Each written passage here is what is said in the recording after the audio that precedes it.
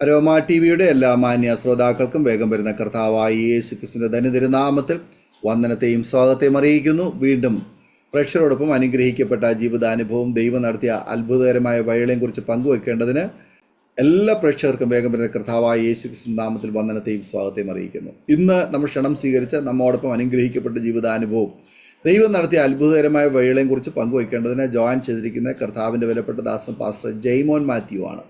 തൻ്റെ ജീവിതാനുഭവങ്ങൾ നമുക്ക് എവർക്കും അനുഗ്രഹമായി തീരേണ്ടതിന് പ്രാർത്ഥനയോടെ ശ്രദ്ധയോടെ സ്കിപ്പ് ചെയ്യാതെ അവസാനം വരെ ഈ വീഡിയോ കാണുകയും കേൾക്കുകയും ചെയ്യാൻ നാം എല്ലാവരും പ്രാർത്ഥനയോടെ ആയിരിക്കുമ്പോൾ കർത്താവിൻ്റെ വിലപ്പെട്ട ദാസൻ പാസ്റ്റർ ജെയ്മോൻ മാത്യുവിനെ തികഞ്ഞ സ്നേഹത്തോടും ആദരവോടും കൂടി അരോമാറ്റിയുടെ പ്രേക്ഷകരോടൊപ്പം സമയം ചെലവഴിക്കുന്നതിനായിട്ട് ഞങ്ങൾ സ്വാഗതം ചെയ്തോളൂ. പ്രൈസ് ലോർഡ് ദൈവാസനെ. കർത്താവിൻ്റെ ദാസനെ അരോമാറ്റിയുടെ പ്രേക്ഷകരോടൊപ്പം പരിചയപ്പെടുത്തുന്നതിൽ എനിക്ക് വളരെ സന്തോഷമുണ്ട്. ദേവദാസന് ഒരു വാക്കിൽ പരിചയപ്പെടുത്താമോ? ഇപ്പോൾ എവിടെ നിന്ന് ജോയിൻ ചെയ്തിരിക്കുന്നു? വീട്ടിൽ ആരൊക്കെയുണ്ട്? എന്ത് ചെയ്യുന്നു? ആമേൻ. വേഗം വരുന്നതിനായ കർത്താവായ യേശു ക്രിസ്തുവിന്റെ നാമത്തിൽ സ്നേഹവന്ദനം. അരോമ ടി വിയിൽ ഞങ്ങളെ കേൾക്കുന്ന എല്ലാ വ്യൂവേഴ്സിനും ക്രിസ്തുയേശുവിന്റെ നാമത്തിലുള്ള വന്ദനം അറിയിക്കുന്നു. എൻ്റെ പേര് ജെയ്മോൻ മാത്യു എന്നാണ്. ഞാനിപ്പോൾ ജോയിൻ ചെയ്തിരിക്കുന്നത് പഞ്ചാബ് അമൃതസർ എന്ന സ്ഥലത്ത് മഹൽ എന്ന വില്ലേജിൽ നിന്നാണ് ഞാൻ ജോയിൻ ചെയ്തിരിക്കുന്നത്. എൻ്റെ ഭാര്യ ഉണ്ട്, 2 കുട്ടികളുണ്ട്. ഞങ്ങള് കുടുംബമായി ഇവിടെ കർത്താവിന്റെ വേല ചെയ്തിട്ട് സഭാ ശുശ്രൂഷയിലായിരിക്കും. ഒരിക്കൽ കൂടി അരോമ ടി വിയിലെ വ്യൂവേഴ്സിന് വന്ദനം. ഇങ്ങനൊരു അവസരം തന്ന ദേവദാസനോടുള്ള നന്ദിയും സ്നേഹവും അറിയിക്കുന്നു. അരോമ ടി വിയിലൂടെ അനേക ദൈവഭക്തന്മാരുടെയും ദൈവദാസിമാരുടെയും ജീവിതാനുഭവങ്ങൾ ഇങ്ങനെ ലോകത്തിന് പരിചയപ്പെടുത്തി കൊടുക്കുന്ന ഈ അരോമ ടി വിയുടെ എല്ലാ കാൽവെപ്പുകളെയും ദൈവം ധാരാളമായി അനുഗ്രഹിക്കട്ടെ എന്ന് ഞാനും ആത്മാർത്ഥമായി പ്രാർത്ഥിക്കുന്നു. എൻ്റെ ബാല്യകാല അനുഭവങ്ങളിലൂടെ ഞാൻ എൻ്റെ ജീവിത അനുഭവങ്ങൾ പറഞ്ഞു തുടങ്ങാൻ താല്പര്യപ്പെടുന്നു. എൻ്റെ പേര് ഞാൻ ഓൾറെഡി പറഞ്ഞു കഴിഞ്ഞു. എൻ്റെ പേര് ജെയ്മോൻ കെ മാത്യു എന്നാണ്. എൻ്റെ സ്വദേശം കോട്ടയം, കേരളത്തിൽ കോട്ടയം എന്ന തലസ്ഥാനത്ത് വൈക്കം എന്ന സ്ഥലത്താണ് എൻ്റെ വീട്. എനിക്ക് പപ്പയുണ്ട്, മമ്മിയുണ്ട്, എനിക്ക് 2 ചേട്ടന്മാരുണ്ട്. ഞാൻ ജനിച്ചു വളർത്തപ്പെട്ടത് CSI ബാക്ക്ഗ്രൗണ്ടിലായിരുന്നു. അതുകൊണ്ട് ഒരു ക്രിസ്തീയ പശ്ചാത്തലത്തിലാണ് ഞാൻ ജനിച്ചു വളർത്തപ്പെട്ടതെല്ലാം. എൻ്റെ മാതാപിതാക്കൾ ആദ്യകാലത്തിൽ തന്നെ ഞങ്ങളെ പള്ളിയിൽ പ്രാർത്ഥനയ്ക്ക് കൂട്ടിക്കൊണ്ടു പോവുകയും വീട്ടിൽ ഭവന പ്രാർത്ഥനകൾ പങ്കെടുക്കുവാൻ അല്ലെങ്കിൽ ഭവന പ്രാർത്ഥനകൾ ചെയ്യുവാൻ ഞങ്ങളെ വളരെയധികം ഉത്സാഹിപ്പിക്കുകയും പ്രോത്സാഹിപ്പിക്കുകയും ചെയ്തുകൊണ്ടിരുന്നു. ഒരു സമയങ്ങളിൽ റേഡിയോയിലൂടെയൊക്കെയുള്ള വചന സന്ദേശങ്ങൾ എൻ്റെ മാതാപിതാക്കൾ കേൾക്കുമായിരുന്നു. അങ്ങനെയാണ് അവര് ഞങ്ങളെയും ഈ ദൈവ വചനത്തിന്റെ അല്ലെങ്കിൽ പ്രാർത്ഥനയുടെ പ്രാധാന്യത്തെ കുറിച്ചൊക്കെ പറഞ്ഞു തരികയും അങ്ങനെ വീട്ടു പ്രാർത്ഥനകളിലൊക്കെ ഞങ്ങളെ നിർബന്ധപൂർവം ഇരുത്തുകയും ചെയ്യുകയും ചെയ്തുകൊണ്ടിരുന്നു. എന്നാൽ ഒരു യാഥാസ്ഥിതിക ക്രിസ്തീയ പശ്ചാത്തലത്തിലായിരുന്നത് കൊണ്ട് വേണ്ട രീതിയിൽ ക്രിസ്തുവിനെ അറിയുവാൻ കഴിഞ്ഞിരുന്നില്ല. ഞാൻ തുടക്കത്തിലെ പറഞ്ഞു, എൻ്റെ നാട് വൈക്കം എന്നാണ്. വൈക്കം എന്നുള്ള പേര് കേരളത്തിലുള്ള എല്ലാവർക്കും തന്നെ സുപരിചിതമാണ്. കാരണം ഉപ്പു സത്യാഗ്രഹം മുതൽ കേരളത്തിലെ ഏറ്റവും അറിയപ്പെടുന്ന ഒരു ഹിന്ദു ക്ഷേത്രമുള്ളതും ഈ വൈക്കത്താണുള്ളത്. അങ്ങനെ ആ ദേശം ഒരു പ്രശസ്തമാണ്. മറ്റൊന്ന്, നമ്മൾ സ്കൂളുകളിലൊക്കെ പഠിച്ചതുപോലെ തന്നെ വൈക്കം മുഹമ്മദ് ബഷീർ, അങ്ങനെ വളരെ അറിയപ്പെടുന്ന ഒരു സ്ഥലമാണ് വൈക്കം. എന്നാൽ അന്ധകാരം കൊണ്ട് നിറഞ്ഞു നിൽക്കുന്ന ഒരു സ്ഥലമായിരുന്നു വൈക്കം.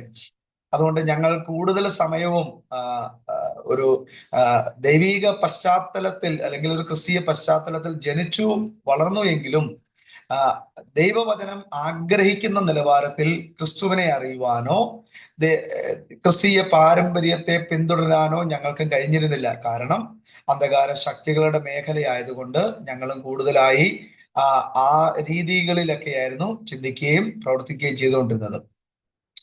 ഞങ്ങൾ താമസിക്കുന്നത് വലിയൊരു ഗ്രാമത്തിലായിരുന്നു. അതുകൊണ്ട് അവിടെ മഴ പെയ്യുമ്പോൾ വെള്ളം കയറുക, അങ്ങനെ സ്കൂളിൽ പോകാനുള്ള ബുദ്ധിമുട്ടുകളൊക്കെ പല ആവർത്തി ഞങ്ങൾക്കുണ്ടാകാറുണ്ടായിരുന്നു.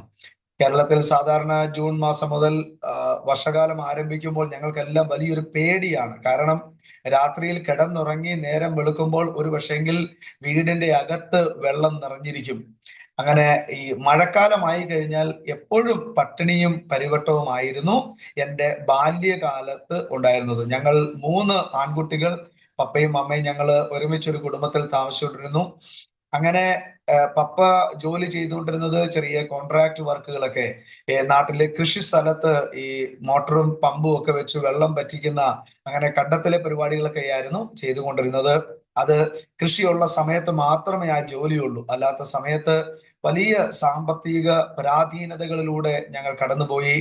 കുടുംബം നിലനിർത്താൻ വേണ്ടി പപ്പ വലിയ സാമ്പത്തിക പരാധീനതകളിലൂടെ കടന്നു പോവുകയും വലിയ കടഭാരങ്ങൾ ഏറ്റെടുക്കുവാൻ ഇടയായി തീർന്നു. കാരണം എങ്ങനെയും വീട് നടത്താൻ വേണ്ടി, ആവശ്യങ്ങൾ നിറവേറ്റാൻ വേണ്ടി പലവിധ ജോലികൾ ചെയ്യാൻ ഇടയായി തീർന്നു. അത് മുഖാന്തരം ഞങ്ങൾക്ക് വലിയ കടബാധ്യതയിലേക്ക് വന്നു. അത് മുഖാന്തരം എൻ്റെ 2 സഹോദരന്മാരും, എൻ്റെ ജ്യേഷ്ഠ സഹോദരന്മാരാണ്, അവർ രണ്ടുപേരും പകുതി വഴിയിൽ പഠിപ്പ് നിർത്തി. 8ാം ക്ലാസ് വരെ പഠിച്ചതിന് ശേഷം എൻ്റെ മൂത്ത ജ്യേഷ്ഠൻ പഠിപ്പ് നിർത്തി. അദ്ദേഹം ജോലിക്ക് ഇറങ്ങാൻ ഇടയായി തീർന്നു. ഒരു ഇലക്ട്രീഷ്യന്റെ കൂടെ നിന്ന് ഇലക്ട്രിക്കൽ വർക്കുകളൊക്കെ പഠിച്ചു ഒരു ഇലക്ട്രീഷ്യനായി ജോലി ചെയ്ത് വീട് സംരക്ഷിക്കാൻ പപ്പയോട് കൂടെ ജോലി ചെയ്യാൻ തുടങ്ങി. എന്നാൽ എങ്കിലും അതും ഞങ്ങൾക്ക് എല്ലാവർക്കും കൂടി ഒരു പരിമിതമല്ലായിരുന്നു. കാരണം സാഹചര്യങ്ങൾ വളരെയധികം ബുദ്ധിമുട്ടിലായിരുന്നു. അതുകൊണ്ട് എൻ്റെ 2ാമത്തെ ജ്യേഷ്ഠനും അദ്ദേഹം 10ാം ക്ലാസ് വരെ പഠിച്ചു. അദ്ദേഹം 10ാം ക്ലാസ്സിന് ശേഷം അവനും പഠിത്തം നിർത്തി നേരെ ജോലിയിലേക്ക് പ്രവേശിക്കാൻ ഇടയായി തീർന്നു. അങ്ങനെ ഇവർ 3 പേരും വീട്ടിലെ അധ്വാനവും കടബാധ്യതകൾ നീക്കാനുള്ള കഠിന പരിശ്രമം ചെയ്തു. ഞാനും പറഞ്ഞു ഞാനും പഠിത്തം നിർത്താം. അപ്പോൾ എൻ്റെ പിതാവും സഹോദരന്മാരും പറഞ്ഞു നീ മാത്രമെങ്കിലും പഠിക്കുക, കാരണം നമ്മുടെ കുടുംബത്തിൽ ആരെങ്കിലും ഒരാളെങ്കിലും വിദ്യാഭ്യാസം നേടണം. അങ്ങനെ അവരുടെ നിർബന്ധത്താൽ ഞാൻ എൻ്റെ പഠനത്തിനായിട്ട് ഞാൻ ഏകദേശം 5ാം ക്ലാസ് മുതൽ ഞാൻ പഠിച്ചതും വളർന്നതുമെല്ലാം കോട്ടയത്തുള്ള മൂലവട്ടം എന്ന സ്ഥലത്ത് എൻ്റെ അമ്മയുടെ വീട്ടിൽ നിന്നാണ് ഞാൻ പഠിച്ചത്.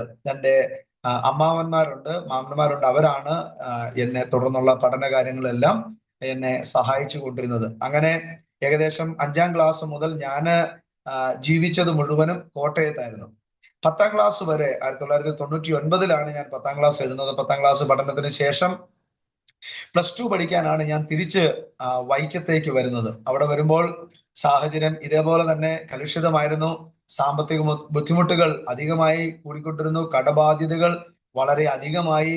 സഹോദരങ്ങളും അവർ ജോലി ചെയ്യുന്നുണ്ട്. അതേപോലെ തന്നെ അവര് ലോകമോഹങ്ങളിലേക്ക് പോവുകയും മദ്യപാനവും ഒക്കെയായി വീട്ടില് വളരെ അസ്വസ്ഥതകൾ നിറഞ്ഞു നിൽക്കുന്ന സമയം അപ്രതീക്ഷിതമായി എൻ്റെ പപ്പയുടെ ഒരു സുഹൃത്ത്, അവര് ഹിന്ദു പാരമ്പര്യത്തിലുള്ളവരാണ്, അവര് വന്ന് ഞങ്ങളോട് അല്ലെങ്കിൽ പിതാവിനോട് പറയാനിടയായി തീർന്നു, ഇതിന്റെ എല്ലാം കാരണം നിങ്ങളുടെ വീട്ടിൽ ആരോ നിങ്ങൾക്കെതിരെ എന്തോ കൂടോത്രമൊക്കെ ചെയ്തിട്ടുണ്ട്, അതുകൊണ്ടാണ് നിങ്ങൾ ഇങ്ങനെ അനുദിനം നശിച്ചു പൊയ്ക്കൊണ്ടിരിക്കുന്നത്. കാരണം ആ ദേശത്ത് എൻ്റെ പപ്പ ഇങ്ങനെ കൃഷിയോട് ബന്ധപ്പെട്ട് ഇങ്ങനെ പോകുന്നതുകൊണ്ട് പലരും അറിയുകയും പലരും അദ്ദേഹത്തെ ബന്ധപ്പെടുകയൊക്കെ ചെയ്യുന്നത് കൊണ്ട് എന്താവശ്യങ്ങൾക്കും ഞങ്ങളുടെ കുടുംബത്തെ ആശ്രയിച്ചിരുന്നത് കൊണ്ടും ഈ സാമ്പത്തിക പരാധീനത, ഇത്രയും ജോലിയൊക്കെ ചെയ്തിട്ടുണ്ടെങ്കിൽ ഈ സാമ്പത്തിക പരാധീനതകൾ വരുന്നത് ആരോ നിങ്ങൾക്കെതിരെ കൂടോത്രം ചെയ്തിട്ടുള്ളത് കൊണ്ടാണെന്ന് പറഞ്ഞത് കൊണ്ട് അവരുടെ തന്നെ നിർദ്ദേശപ്രകാരം ഞങ്ങൾ അമ്പലങ്ങൾ സന്ദർശിക്കാൻ തുടങ്ങി. ഞങ്ങള് കുരുതികൾ നടത്താൻ, ഇത്രയും വാക്കുകളൊന്നും അറിയത്തില്ല ആ സമയത്തുള്ള, ഇങ്ങനെ അമ്പലങ്ങളിൽ പോയി കോഴിയെ വെട്ടുക, അത്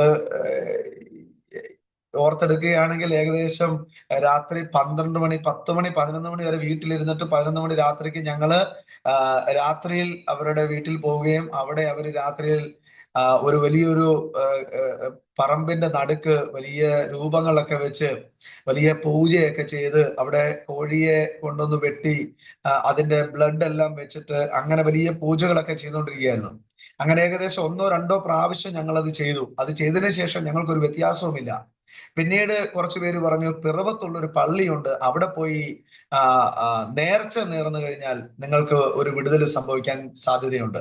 അന്നത്തെ അറിവില്ലായ്മ കൊണ്ടാവാം ഞങ്ങൾ മക്കൾ 3 പേരും മറ്റെല്ലാ കാര്യങ്ങളും വിട്ട് ഞങ്ങള് പപ്പയുടെ കൂടെ അതിന് പോയി. അങ്ങനെ അവർക്ക് നേർച്ചകൾ കൊടുത്തു. അവിടെ അവർക്ക് ആവശ്യമുള്ളതെല്ലാം ചെയ്തു. എന്നിട്ടും ഒരു വ്യത്യാസവുമില്ല. പിന്നെ കുറച്ചു പേര് പറഞ്ഞു, നിങ്ങൾ അമ്പലങ്ങൾ സന്ദർശിക്കണം. പല അമ്പലങ്ങളിൽ പോയി അവര് പറയുന്നതെല്ലാം തന്നെ ചെയ്തു. അതുകൂടാതെ കേരളത്തിലെ അറിയപ്പെടുന്ന ഒരുപാട് പള്ളികളിൽ നേർച്ചകൾ നേർന്നാൽ, അവരുടെ വഴിപാടുകൾ കഴിച്ചാൽ നിങ്ങൾക്ക് വ്യത്യാസം ഉണ്ടാകുമെന്ന് പറഞ്ഞു. അങ്ങനെ പല പള്ളികളിൽ പോകാൻ തുടങ്ങി. അങ്ങനെ പള്ളികളും അമ്പലങ്ങളും ഒന്നും വിടാതെ ചെയ്ത് ഞങ്ങൾ ആകപ്പാടെ മടുത്തു. ഇതിനെല്ലാം വേണ്ടി ഞങ്ങൾ ചെലവ്, അതും കടം മേടിച്ചാണ് ഈ കാര്യങ്ങളെല്ലാം ചെയ്തുകൊണ്ടിരുന്നത്. അങ്ങനെ കടബാധ്യതയും ശക്തമായി, ഭവനത്തിൽ സമാധാനമില്ല, തമ്മിൽ തമ്മിൽ ഞങ്ങൾ എപ്പോഴും വഴക്ക്. അങ്ങനെ ആയിരിക്കുന്ന സമയത്താണ് അപ്രതീക്ഷിതമായിട്ട് ഞങ്ങളുടെ തന്നെ ഒരു ബന്ധുവായ ഒരു കുടുംബം, അവര് വിശ്വാസത്തിലാണ്. അവര് ഞങ്ങളോട് പറഞ്ഞു, നിങ്ങൾ പ്രാർത്ഥനയ്ക്ക് എന്താ പോകാത്തത്? നിങ്ങൾ ക്രിസ്ത്യാനികളല്ലേ? നിങ്ങൾ ഒരു പാസ്റ്ററെ പോയി കാണുകയും പ്രാർത്ഥിക്കുകയും ചെയ്യാൻ പറഞ്ഞു. അങ്ങനെ അവരുടെ നിർദ്ദേശപ്രകാരം അവര് പൊയ്ക്കൊണ്ടിരുന്ന ഒരു പ്രാർത്ഥനാ കൂട്ടായ്മയിലേക്ക് ആദ്യമായിട്ട് ഞങ്ങളെ കുടുംബമായിട്ട് ഞങ്ങളെ ക്ഷണിച്ചു. എന്നാൽ ഞാനും പപ്പയും എൻ്റെ രണ്ടാമത്തെ ജ്യേഷ്ഠനും, ഞങ്ങൾ 3 പേരും കൂടി ഞങ്ങള് യാത്ര ചെയ്ത് പോയത് കോലഞ്ചേരി ഭാഗത്തുള്ള പുല്ലാട് എന്നുള്ള പറഞ്ഞൊരു സ്ഥലത്ത്. അവിടെ ഒരു പാസ്റ്റർ, അവിടെ അദ്ദേഹത്തിന്റെ വീട്ടിലായിരുന്നു പ്രാർത്ഥന. ഞങ്ങളെ കൂട്ടിക്കൊണ്ടുപോയി. ഞങ്ങളെ ചെന്നപ്പോൾ വീട് നിറച്ച ആള്, ഭയങ്കര കയ്യടിയും ഹല്ലേലൂയ പറച്ചിലും ആരാധനയും ഒക്കെ. വലിയ അരോചകത്വം തോന്നിയെങ്കിലും ഈ രാത്രിയിലെ കുരുതി കൊടുക്കുന്ന അത്രയുള്ള ബുദ്ധിമുട്ട് തോന്നിയില്ല. എന്നാൽ ആ റൂമിന്റെ അകത്തേക്ക് കയറിയിരിക്കുമ്പോൾ വളരെ സന്തോഷവും ആശ്വാസവും സമാധാനവും മനസ്സിന് അനുഭവിക്കാൻ ഇടയായി തീർന്നു. അപ്പോൾ ഞങ്ങൾ ആ മീറ്റിംഗ് മുഴുവനും പങ്കെടുത്ത് ഉപവാസ പ്രാർത്ഥനയായിരുന്നു. ഉച്ചയായപ്പോൾ പാസ്റ്റർ പ്രാർത്ഥിക്കാൻ വേണ്ടി പലരെയും വിളിച്ചു. ആ കൂടെ ഞങ്ങളും പോയി നിന്നു. ഞങ്ങൾക്ക് വേണ്ടി പ്രാർത്ഥിച്ചു തുടങ്ങിയപ്പോൾ തന്നെ ദേവദാസൻ പറഞ്ഞു, നിങ്ങൾ വളരെ ദൂരത്ത് നിന്നാണ് വരുന്നത്, ദൈവത്തിന് നിങ്ങളെക്കുറിച്ച് വലിയ പദ്ധതികളുണ്ട്, അതുകൊണ്ട് നിങ്ങൾ ഇന്ന് രാത്രിയും കൂടി ഇവിടെ താമസിക്കണം. ഞങ്ങള് ഒരു തയ്യാറെടുപ്പും ഇല്ലാതെയാണ് പോയത്. അപ്പോൾ പപ്പ പറഞ്ഞു, തീർച്ചയായിട്ടും കുഴപ്പമില്ല, ഞങ്ങൾ താമസിക്കാം. അങ്ങനെ ഞങ്ങൾ അന്ന് അവിടെ താമസിക്കുകയും മാറി കൊടുക്കാനുള്ള ഡ്രസ്സ് പോലും ഇല്ല. അങ്ങനെ ആ വീട്ടുകാരെല്ലാരും പറഞ്ഞു, ഒരു കുഴപ്പമില്ല, ഇവിടെ ഒത്തിരി പേര് താമസിക്കുന്നുണ്ട്, അവരോട് താമസിക്കാം. ഉപവാസ പ്രാർത്ഥന ആയതുകൊണ്ട് ഭക്ഷണത്തിന്റെയും ബുദ്ധിമുട്ടില്ല. അങ്ങനെ ഞങ്ങൾ അന്ന് അവിടെ താമസിക്കുകയും രാത്രിയിലും അതിരാവിലെ 3 മണി മുതൽ അവിടെ പ്രാർത്ഥന തുടങ്ങി. ഞങ്ങളുടെ ജീവിതത്തിൽ ഇതെല്ലാം വലിയൊരു ആദ്യമായിട്ടുള്ള ഒരു അനുഭവമായിരുന്നു. ഇങ്ങനെ പ്രാർത്ഥിക്കാൻ കഴിയുമോ, ഇങ്ങനെ നമുക്ക് ദൈവത്തെ ആരാധിക്കാൻ കഴിയുമോ എന്നൊക്കെ ആദ്യമായി തിരിച്ചറിഞ്ഞൊരു സമയമാണ്. കാരണം ഞങ്ങൾ പേരിന് വേണ്ടി ഒരു സങ്കീർത്തനം വായിക്കും, പേരിന് വേണ്ടി ഒരു പാട്ട് പാടും. അങ്ങനെയായിരുന്നു ഞങ്ങളുടെ പ്രാർത്ഥനകളും കൂട്ടായ്മകളെല്ലാം. കാരണം CSI പള്ളികളിൽ അങ്ങനെ ഒരു ആരാധന സിസ്റ്റമേ ഇല്ലായിരുന്നു. പുസ്തകങ്ങൾ നോക്കി പാട്ട് പാടി പ്രാർത്ഥിച്ചു പോരുന്ന അനുഭവമായിരുന്നു. അങ്ങനെ ഈ പുല്ലാടുള്ള പ്രാർത്ഥനയും ആരാധനയും ഞങ്ങൾക്ക് പുതിയൊരു അനുഭവമായി തീർന്നു. പിറ്റേ ദിവസം അതേപോലെ തന്നെ രാവിലെ 10 മണി മുതൽ പ്രാർത്ഥന തുടങ്ങി. ഉച്ചയായപ്പോൾ പ്രാർത്ഥന. ആദ്യം തന്നെ ഞങ്ങളെ പ്രാർത്ഥനയ്ക്കായി വിളിച്ചു. ഞങ്ങൾക്ക് വേണ്ടി കൈവച്ച് പ്രാർത്ഥിച്ചിട്ട് ആ ദേവദാസൻ പറഞ്ഞതാണ്, ദൈവത്തിന്റെ വലിയ പദ്ധതികൾ നിങ്ങളുടെ കുടുംബത്തിലുണ്ട്, അതുകൊണ്ട് ദൈവ വഴിയിൽ നിന്നാൽ, ദൈവ വഴിയിൽ നടന്നാൽ ദൈവം വലിയ കാര്യങ്ങൾ നിങ്ങളുടെ ജീവിതത്തിൽ ചെയ്യും. ആ സമയത്ത് ഞാന് +2 പഠിച്ചുകൊണ്ടിരിക്കുകയായിരുന്നു. +2 പഠനം കഴിഞ്ഞപ്പോൾ എന്നോട് വെക്കേഷൻ സമയത്ത് ഞാൻ കമ്പ്യൂട്ടർ കോഴ്സ് പഠിക്കാൻ പോയി. DTP എന്ന് പറഞ്ഞൊരു കോഴ്സ് പഠിക്കാൻ പോയി. അത് മറ്റാർക്കും അറിയത്തില്ല, എൻ്റെ പപ്പയ്ക്കൊക്കെ അറിയാം. ഞാൻ ആ വെക്കേഷൻ സമയത്ത് എൻ്റെ ആന്റിയുടെ വീട്ടിൽ പോയി നിന്ന സമയത്ത് പോയി പഠിച്ചതായിരുന്നു. അത് ആർക്കും അറിയത്തില്ല. എന്നാൽ ഈ ദേവദാസൻ പ്രാർത്ഥിച്ചിട്ട് പറഞ്ഞു, നിങ്ങളുടെ മക്കളിൽ ആരാണ് കമ്പ്യൂട്ടർ കോഴ്സ് പഠിച്ചത്? ആ കമ്പ്യൂട്ടർ കോഴ്സ് പഠിച്ച മകനെ ദൈവം വളരെ ശക്തമായി ഉയർത്തും, അവൻ വിദേശ രാജ്യങ്ങളിൽ പോകും എന്നൊക്കെ അദ്ദേഹം പറയാം. അപ്പോൾ പപ്പ തന്നെ പറഞ്ഞു, ഇതെന്റെ ഇളയ മോനാണ്, ഇവനാണിത്, ഇവൻ ഇങ്ങനെ പോകുന്നുണ്ടായിരുന്നു, പഠിക്കുന്നുണ്ടായിരുന്നു. അങ്ങനെ അദ്ദേഹം എനിക്ക് വേണ്ടി പ്രാർത്ഥിച്ചിട്ട് പറഞ്ഞു, വലിയൊരു ദൈവ വിളി നിന്റെ മേളിലുണ്ട്. അപ്പം നമുക്ക് അറിയത്തില്ല ഇത് എന്ത് വിളിയാണെന്നുള്ളത് കാര്യത്തില്ല. അപ്പൊ ഓർത്തത് ഇതാണ്, നമ്മുടെ കഷ്ടതകൾ മാറും, പ്രയാസങ്ങൾ മാറും, നമുക്ക് വലിയൊരു അനുഗ്രഹം കിട്ടുമെന്നൊക്കെ പ്രതീക്ഷിച്ചത്. എന്നാൽ വീട്ടിൽ വന്നപ്പോൾ അവസ്ഥകളെല്ലാം അതേപോലെ തന്നെ. എന്നാൽ ആ ഭവനത്തിൽ ഇരുന്നപ്പോഴുള്ള സമാധാനം ഞങ്ങൾക്ക് ആർക്കും മറക്കാൻ പറ്റാത്ത അനുഭവമായിരുന്നു. പിറ്റേ ആഴ്ചയും അതേപോലെ വെള്ളിയാഴ്ചയ്ക്ക് വേണ്ടി ഞങ്ങൾ കാത്തിരുന്നു. ഞങ്ങൾ വെള്ളിയാഴ്ച അവിടെ മീറ്റിങ്ങിന് പോയി. ജസ്റ്റ് മീറ്റിംഗ് കൂടി മടങ്ങി വരുന്നു, വലിയ സന്തോഷമായി. അങ്ങനെ ഞങ്ങൾ 1-2 പ്രാവശ്യം പോവുകയും വരികയും ചെയ്തപ്പോൾ അവിടെ തന്നെയുള്ള ദേവദാസൻ, ഒരു പ്രവാചകയായിട്ടുള്ള ഒരു സഹോദരി, അത് അവർ ഇടുക്കി കട്ടപ്പനയുള്ള ഒരു സഹോദരി, ആ സഹോദരിയുടെ നമ്പർ എൻ്റെ പപ്പയ്ക്ക് കൊടുക്കുകയും ഇവരെ വിളിച്ച് വീട്ടിൽ പ്രാർത്ഥന നടത്തണമെന്ന് പറയുകയും, അങ്ങനെ ആ സഹോദരിയെ വിളിക്കുകയും അവര് പ്രാർത്ഥനയ്ക്കായി ഞങ്ങളുടെ വീട്ടിൽ വന്നു. വലിയ സന്തോഷമായിരുന്നു. ഞങ്ങൾ എല്ലാവരും ജോലിയെല്ലാം കളഞ്ഞ് എല്ലാവരും വീട്ടിലിരുന്നു. അവര് വന്നു, പാട്ടൊക്കെ പാടി, ഞങ്ങൾ ആരാധിച്ചു. അറിയാവുന്ന പോലെ, കേട്ട് പരിചയമുള്ളത് പോലെ കയ്യൊക്കെ അടിച്ചു പാട്ടൊക്കെ പാടി ഞങ്ങൾ അവരുടെ മുമ്പിലിരുന്നു. അവർ ബൈബിൾ തുറന്നു വായിച്ച് ഓരോരോ വാക്യങ്ങൾ വായിച്ച് ഞങ്ങളോട് സംസാരിക്കാൻ തുടങ്ങി. ഞങ്ങളുടെ കഴിഞ്ഞ കാല അനുഭവങ്ങളെല്ലാം ഞങ്ങൾ ഈ പൂജയ്ക്കൊക്കെ പോയതുൾപ്പെടെ എല്ലാ കാര്യങ്ങളും അവര് വളരെ പച്ചയ്ക്കായി ഞങ്ങളോട് പറയാനിടയായി തീർന്നു. ഞങ്ങൾക്ക് വളരെ ലജ്ജയും തോന്നി. അങ്ങനെ പേടിച്ച് ഭയപ്പെട്ടിരുന്നു. അവര് ഞങ്ങളോട്, പിതാവിനോടും മാതാവിനോടും ഞങ്ങളോട് എല്ലാവരോടും പറഞ്ഞു, നിങ്ങൾ ദൈവ വഴിയിൽ നടക്കണം, തെറ്റായ വഴികളിൽ പോകരുത്. അങ്ങനെ ഒത്തിരി കാര്യങ്ങൾ, നിർദ്ദേശങ്ങൾ നൽകി. എന്നാൽ അവര് ആ സഹോദരി ഞങ്ങളെ രക്ഷയുടെ അനുഭവത്തിലേക്ക് നടത്താനോ അല്ലെങ്കിൽ രക്ഷിക്കപ്പെട്ട് സ്നാനപ്പെട്ട് ദൈവമക്കളാകണമെന്നുള്ള കാര്യം ഞങ്ങളോട് പറഞ്ഞില്ലായിരുന്നു. അത് ഞങ്ങളോട് പറഞ്ഞത് ഇത്രയേ ഉള്ളൂ: ഇങ്ങനെയൊക്കെ ചെയ്താൽ, ഇങ്ങനെയൊക്കെ നടന്നാൽ നിങ്ങൾ നശിച്ചു പോകാനിടയായി തീരും. അതുകൊണ്ട് കർത്താവിനെ പിൻപറ്റി നടക്കണം, നിങ്ങൾ പാടണം, പ്രാർത്ഥിക്കണം, വീട്ടിൽ പ്രാർത്ഥന നടത്തണം എന്നൊക്കെ ഞങ്ങളോട് പറഞ്ഞു. അതുകൊണ്ട് ഞങ്ങൾ കണ്ടിന്യൂസ് ആയി ഇപ്പോഴും ഞങ്ങളുടെ ഭവനത്തിൽ പാട്ടുണ്ട്, പ്രാർത്ഥനയുണ്ട്. ഒരു സങ്കീർത്തനം വായിക്കും, ഒരു പാട്ട് പാടും, പപ്പ പ്രാർത്ഥിക്കും. അങ്ങനെയാണ് നടന്നുകൊണ്ടിരിക്കുന്നത്. അങ്ങനെ നടന്നുകൊണ്ടിരിക്കുകയും ഞാൻ എൻ്റെ +2 പഠനത്തിന് ശേഷം ഞാൻ ITI ഡിഗ്രിക്ക് വേണ്ടിയിട്ട് ഏറ്റുമാനൂരുള്ള കോളേജിൽ ചേർന്നു. ITI 2 വർഷത്തെ കോഴ്സായിരുന്നു. അങ്ങനെ അതിനവിടെ ചേർന്നു. അവിടെ ചേർന്ന് പൊക്കൊണ്ടിരുന്ന സമയത്ത് എനിക്ക് ഇഷ്ടമല്ലായിരുന്നു. എൻ്റെ ആഗ്രഹം എങ്ങനെയും ജോലി ചെയ്ത് ഈ കടം നീക്കി കുടുംബത്തെ രക്ഷിക്കുക എന്നുള്ളതായിരുന്നു എൻ്റെയും വലിയൊരു ലക്ഷ്യം. അങ്ങനെ ഞങ്ങൾ 3 പേരും കൂടി ചേർന്ന് ജോലി ചെയ്യുക എന്നുള്ളതായിരുന്നു പ്രതീക്ഷ. എന്നാൽ ഇതിനെല്ലാം തകിടം മറിച്ചുകൊണ്ട് പപ്പ തീരുമാനമെടുത്തു, എല്ലാം നീ പഠിക്കണം, ITI പോകണമെന്ന് പറഞ്ഞ് നിർബന്ധിച്ച് എന്നെ അവിടെ ആക്കുകയും എന്നെ വീട്ടിൽ നിന്ന് പപ്പയുടെ ഒരു പെങ്ങളുടെ വീട്ടിൽ കൊണ്ടാക്കി എന്നെ അവിടെ നിർത്തി പഠിപ്പിക്കാൻ തുടങ്ങി. ഞാൻ പപ്പയോട് പറഞ്ഞു, ഞാൻ ഇങ്ങനെ പോയാൽ ഞാൻ നശിച്ചു പോകും. കാരണം എനിക്ക് ഇഷ്ടമില്ലാത്ത കാര്യത്തിനാണ് എന്നെ വിടുന്നത്. അതുകൊണ്ട് ഞാൻ ഇനി ഉഴപ്പാൻ പോവാന്ന് പറഞ്ഞ് പപ്പയോട് തീരുമാനം പറഞ്ഞിട്ടാണ് ഞാൻ പോകുന്നത്. ITI കോളേജിലേക്ക് പോയത് തന്നെ ഉഴപ്പാൻ വേണ്ടി മാത്രമായിരുന്നു. ആ 2 വർഷം എങ്ങനെയും ഇവരെന്നെ പറഞ്ഞു വിടണമെന്നുള്ള രീതിയിൽ ആ ITI കോളേജിൽ എത്രത്തോളം മോശമായി ജീവിക്കാമോ ഒരു യൗവനക്കാരൻ ജീവിക്കാമോ അത്രയും മോശക്കാരനായി ജീവിച്ചു. എന്നാൽ ആ കോളേജുകാർ എന്നെ പുറത്താക്കിയില്ല. ഞങ്ങൾ ഏകദേശം 24 പേര് ആ ക്ലാസ്സിലുണ്ടായിരുന്നു. ഞങ്ങൾ എല്ലാവരും ഒരേ കാറ്റഗറിയിലുള്ളവരായിരുന്നു. എന്നിട്ടും അവർ ഞങ്ങളെ പറഞ്ഞു വിട്ടില്ല. 2006 ഞാൻ എൻ്റെ ITI പഠനത്തിന്റെ മുക്കാൽ ഭാഗവും കഴിഞ്ഞപ്പോൾ കുറച്ച് നാള് ഞാൻ വന്നു പോയിക്കൊണ്ടിരുന്നത് കോട്ടയത്ത് നിന്നായിരുന്നു. കാരണം എൻ്റെ കൂടെ പഠിക്കുന്ന പിള്ളേരിൽ കുറച്ചു പേര് അവർ കോട്ടയത്ത് നിന്ന് വരുന്നതുകൊണ്ട് ഞങ്ങൾക്ക് അധികം ഉഴപ്പാനുള്ള അവസരം ഉള്ളതുകൊണ്ട് ഞാൻ കോട്ടയത്ത് അമ്മ വീട്ടിൽ നിന്ന് വരാൻ തുടങ്ങി. പക്ഷെ അത് എൻ്റെ ജീവിതത്തെ മാറ്റിമറിക്കുന്നതായിരുന്നു. അതെന്റെ തീരുമാനമല്ല, ദൈവത്തിന്റെ തീരുമാനമാണെന്ന് ഇപ്പോൾ എനിക്കത് മനസ്സിലാകുന്നു. കാരണം അങ്ങനെ കോട്ടയത്ത് നിന്ന് വരാൻ തുടങ്ങിയപ്പോൾ സംഭവിച്ചത്, കോട്ടയത്ത് എൻ്റെ അമ്മ വീട്, അവിടെ എൻ്റെ മമ്മിയും പപ്പയും ഉണ്ട്, മമ്മിയുടെ സഹോദരനും ഭാര്യയും കുഞ്ഞുങ്ങളും ഉണ്ടായിരുന്നു. അങ്ങനെ ഒരു വലിയൊരു കുടുംബമാണ്. എന്നാൽ അവിടെ CSIയിലാണ് അവരും പൊയ്ക്കൊണ്ടിരുന്നത്. എന്നാൽ അവിടുത്തെ CSIയിൽ ഇത്തിരി ഒരു പ്രത്യേകതയുണ്ട്. കാരണം എൻ്റെ വല്യമ്മയുടെ വല്യമ്മയൊക്കെ അവര് വിശ്വാസത്തിലായിരുന്നുകൊണ്ട് ഒരു പ്രാർത്ഥന അനുഭവവും ഒക്കെ അവർക്കുണ്ടായിരുന്നു.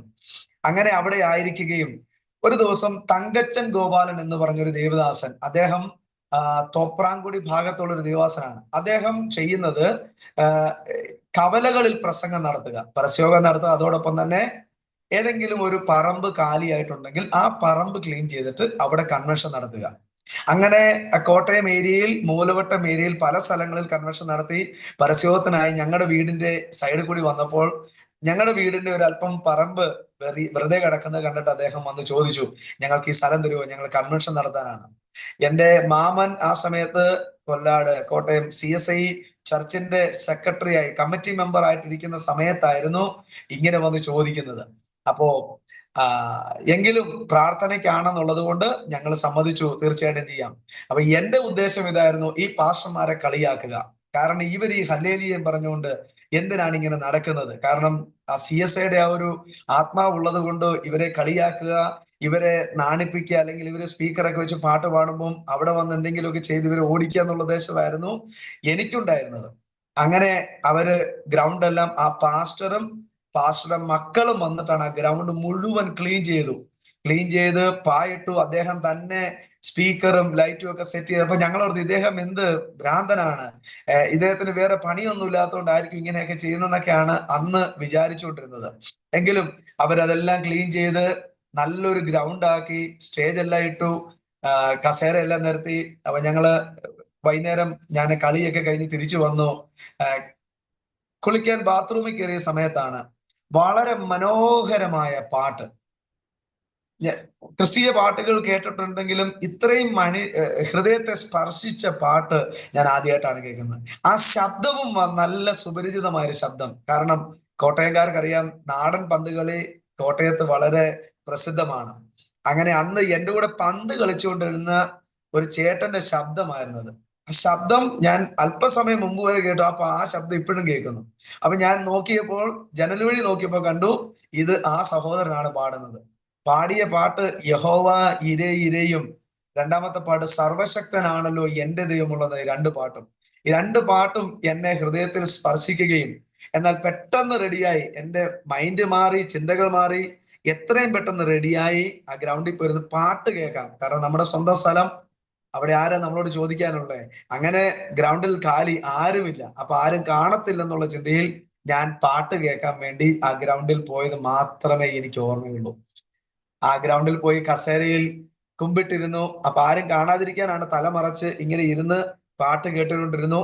പാട്ടെല്ലാം തീർന്ന് നമുക്ക് എഴുന്നേറ്റ് നിന്ന് ആരാധിക്കാന്ന് പറഞ്ഞ് കണ്ണു തുറന്നു നോക്കിയപ്പോൾ കസേര മുഴുവൻ നിറഞ്ഞു, റോഡ് മുഴുവൻ നിറഞ്ഞു. ഞങ്ങളുടെ നാടും നാട്ടുകാരും വീട്ടുകാരും സ്വന്തക്കാരും അയൽവക്കക്കാരും സുഹൃത്തുക്കളെല്ലാം റോഡിലും എല്ലായിടത്തും വന്ന് നിൽക്കുന്നു.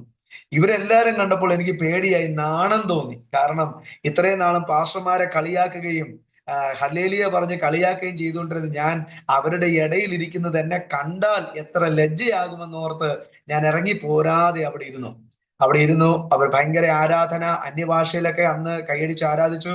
അന്ന് പ്രസംഗിക്കാൻ വന്നത് അക്സ എന്ന് പറഞ്ഞൊരു സഹോദരിയാണ്. അവരിപ്പോ നാട്ടിൽ അവര് UK-യിലാണെന്ന് അറിയാൻ കഴിഞ്ഞു. ആ സഹോദരി ആണ്. അത് ആരാധന കഴിഞ്ഞപ്പോൾ തന്നെ അവർ സ്റ്റേജിലേക്ക് വന്നു. അവര് തന്നെ പറഞ്ഞു, ഇരുന്നോളാൻ പറഞ്ഞു. അവര് പ്രസംഗിച്ചു തുടങ്ങുകയായിരുന്നു. ഒരു ഇൻട്രൊഡക്ഷൻ ഇല്ല, ഒരു ബ്രേക്ക് ഇല്ല, ഒന്നുമില്ല. ഡയറക്റ്റ് അവരങ്ങ് പ്രസംഗിച്ചു തുടങ്ങി. കർത്താവായി യേശു ക്രിസ്തുവിനെ രക്ഷിതാവായി സ്വീകരിക്കണമെന്ന് പറഞ്ഞ് തുടങ്ങി. അതിനുശേഷം പറഞ്ഞ കാര്യങ്ങളെല്ലാം ഞാൻ ചിന്തിക്കുന്നത്, ഞാനും ആ സഹോദരി ഒരു റൂമിൽ ഇങ്ങനെ മുഖത്തോട് മുഖം നോക്കി ഇരുന്നിട്ട് ആ സഹോദരി എൻ്റെ മുഖത്ത് നോക്കി എൻ്റെ പാപങ്ങളെ വിളിച്ചു പറയുകയും, നീ നശിച്ചു പോകും, നീ നരകത്തിന് പാത്രമായി തീരും, നിന്റെ മേൽ ദൈവത്തിന് ന്യായവിധി വരുമെന്നൊക്കെ സ്പഷ്ടമായിട്ട് നേരിട്ട് പറഞ്ഞു, കുഞ്ഞെ, നിനക്ക് ഇന്ന് തിരുത്തപ്പെടുവാൻ ഒരു അവസരമുണ്ട്. ഇന്ന് നീ ഈ യേശുവിനെ സ്വീകരിച്ചാൽ നിനക്കൊരു പുതിയ ജീവൻ ലഭിക്കാൻ പോവുകയാണ്. നിനക്ക് ഒരുക്കമാണെങ്കിൽ ഇപ്പോൾ തന്നെ കൈ ഉയർത്താൻ പറഞ്ഞു തീർന്നത് ഞാൻ കൈ ഉയർത്തി കഴിഞ്ഞപ്പോഴാണ് ഞാൻ ഓർത്തത്, അയ്യോ, ഗ്രൗണ്ടിന്റെ നടുക്കാണല്ലോ എന്ന് ഓർത്തത്. ആ കൈ ഉയർത്തുകയും ആ സഹോദരി പറഞ്ഞു, ആ കൈ ഉയർത്തിയ സഹോദരൻ ഇപ്പോൾ തന്നെ അവിടെ എഴുന്നേറ്റ് നിന്നോ, പ്രാർത്ഥിക്കാൻ പോവാന്ന് പറഞ്ഞു. അപ്പോ ഞാൻ ആകപ്പാടെ ലജ്ജിച്ചുകൊണ്ട് എഴുന്നേറ്റ് നിന്നു. പക്ഷെ എന്നാൽ വലിയ ദൈവിക സമാധാനം, ദൈവിക സന്തോഷം, ഇന്നും പറഞ്ഞറിയിക്കാൻ പറ്റാത്ത, ശരീരത്തിന് കുളിര് കോരുന്നത് പോലൊരു അനുഭവം അന്നുണ്ടാകാൻ ഇടയായി തീർന്നു. എന്റെ കണ്ണുകൾ നിറഞ്ഞൊഴുകാൻ തുടങ്ങി. ഞാൻ നിൽക്കുന്ന സ്ഥലം അത്രയും നേരം ഗ്രൗണ്ട് കണ്ടു, പിന്നെ കാണുന്നത് ഗ്രൗണ്ട് അല്ല, വലിയ ഒരു എംപ്റ്റി ആയിട്ടൊരു തുറന്നൊരു സ്ഥലത്ത് ഞാൻ ഒറ്റയ്ക്ക് നിൽക്കുന്നു. പിന്നീട് ഞാൻ ചുറ്റോടി ചുറ്റും നോക്കുമ്പോൾ എന്റെ ഒപ്പം തന്നെ കുറച്ചു പേരും കൂടി കൈവെക്കുന്നു. ആ സഹോദരി പ്രാർത്ഥിക്കുന്നു. ഞാൻ പറഞ്ഞു, കർത്താവേ, വളരെ നന്ദിയുണ്ട്, കാരണം എന്റെ ഹൃദയത്തിന് ഭാരം മാറ്റിയല്ലോ എന്നുള്ള സന്തോഷം നിൽക്കുമ്പോൾ പറഞ്ഞു, ഓക്കെ, ഏതായാലും അവർ എനിക്ക് വേണ്ടി പ്രാർത്ഥിച്ചു. എന്നാൽ ഇരിക്കാമെന്ന് വിചാരിച്ചപ്പോൾ അവർ പറഞ്ഞു, ഇരിക്കരുത്, ആ നിന്നവരെല്ലാവരും ഫ്രണ്ടിൽ സ്റ്റേജിലേക്ക് വരണമെന്ന് പറഞ്ഞു. അന്നേ മനസ്സിലായി, ഇനി നാണക്കേടാണ്, ഇനി എല്ലാവരും കാണും. എന്നാലും വേണ്ടില്ല, ഈ സമാധാനം ഈ ലോകത്തിനോ ഈ സുഹൃത്തുക്കൾക്കോ ഈ അയൽവക്കക്കാർക്കോ നാട്ടുകാർക്കോ തരാൻ കഴിഞ്ഞിട്ടില്ല എന്നുള്ള സത്യം മനസ്സിലാക്കിയപ്പോൾ ഒന്നും നോക്കിയില്ല, സ്റ്റേജിൽ ചെന്നു. അവരന്ന് അവിടെ വെച്ച് തന്നെ എന്നെ കൊണ്ട് രക്ഷാവാചകം ഏറ്റുപറയിപ്പിച്ചു. ഏകദേശം 2006 ഫെബ്രുവരി മാസം 10-ാം തീയതി രാത്രിയിൽ ഞാൻ ആ സഭയുടെ മധ്യത്തിൽ എല്ലാവരും സാക്ഷി നിർത്തിക്കൊണ്ട് കർത്താവായ യേശു ക്രിസ്തുവിനെ രക്ഷിതാവും നാഥനുമായി സ്വീകരിക്കാൻ ഇടയായി തീർന്നു. അന്ന് എന്റെ അയൽവക്കക്കാര്, നാട്ടുകാര്, സുഹൃത്തുക്കൾ എല്ലാരും പറഞ്ഞു ജയ്മോനും ഹല്ലേലിയക്കാരുടെ ഗണത്തിൽ പോയി എന്ന് പറയാനിടയായി തീർന്നു. ഞാന് കഴിഞ്ഞ് പുറത്തു വരുമ്പോൾ എല്ലാരും ചോദിച്ചു, എടാ നിനക്ക് ഇത് എങ്ങനെ പറ്റിയെന്ന് ചോദിച്ചു. ഞാൻ പറഞ്ഞു എനിക്കറിയത്തില്ല, പക്ഷെ എന്റെ ഹൃദയത്തിലുള്ള സന്തോഷം എനിക്ക് പറഞ്ഞറിയിക്കാൻ കഴിയില്ല. അന്ന് രാത്രിയിൽ ഞാൻ ഉറങ്ങിയിട്ടില്ല. എനിക്ക് കട്ടിലേക്ക് കിടക്കാൻ കഴിയുന്നില്ല, എനിക്ക് ഇരിക്കാൻ കഴിയുന്നില്ല, നിൽക്കാൻ കഴിയുന്നില്ല. ഞാൻ റൂമിൽ കയറി വരുമ്പോഴും എന്റെ കണ്ണിൽ നിന്ന് കുഴുതൂടാ കണ്ണുനീരൊഴുകിക്കൊണ്ടിരിക്കുന്നു. ഞാൻ മുഴങ്കാലിലിരുന്നു, മണ്ണിലിരുന്നു, നിലത്ത് കിടന്നു പറഞ്ഞറിയിക്കാൻ പറ്റാത്ത സന്തോഷവും നിർത്താൻ കഴിയാത്തതുപോലെ കണ്ണുനീർ ഒഴുകിക്കൊണ്ടിരിക്കുന്നു. എന്നാൽ ആ രാത്രിയിൽ ഇതുവരെയും ഉറങ്ങാൻ കഴിയാത്തവർ സുഖമായി ഉറങ്ങുകയും വളരെ പ്രഭാതത്തിൽ ഉണർന്ന് എല്ലാവരെയും കാണുകയും എല്ലാവരോടും സന്തോഷത്തോടെ സംസാരിക്കാനും ഒക്കെ ഇടയായി തീർന്നു. ആ സന്തോഷത്തിലൂടെ തങ്കച്ചൻ ഗോപാലൻ എന്ന് പറഞ്ഞ പാസ്റ്റർ മീറ്റിങ്ങിനെല്ലാം ശേഷം വന്നു, കണ്ടു. അദ്ദേഹം വളരെ സന്തോഷമായി. ഞാൻ പറഞ്ഞു എനിക്ക് ഇങ്ങനെ ഒരു അനുഭവം ഉണ്ടായി. അവര് പറഞ്ഞു ഇത് ദൈവത്താൽ സംഭവിച്ചതാണ്, ദൈവം നിങ്ങളെ തൊട്ടതാണ്, നിങ്ങളുടെ കുടുംബത്തിൽ ദൈവം വലിയത് ചെയ്യാൻ പോവുകയാണെന്ന് പറഞ്ഞ് അദ്ദേഹം പ്രാർത്ഥിച്ചിറങ്ങിപ്പോയി. അന്ന് പിറ്റേ ഞായറാഴ്ച ഞാൻ ആരാധനയ്ക്ക് പോയത് CSI ചർച്ചിലാണ്. CSI ചർച്ചിൽ ചെന്നിരുന്നപ്പോഴാണ് മനസ്സിലായത് ഈ കൈയടിക്കുന്നതിന്റെയും ഹല്ലേലൂയ പറയുന്നതിന്റെയും പാട്ട് പാടുന്നതിന്റെ സന്തോഷം എന്താണെന്ന് അനുഭവിക്കാൻ കഴിഞ്ഞത്.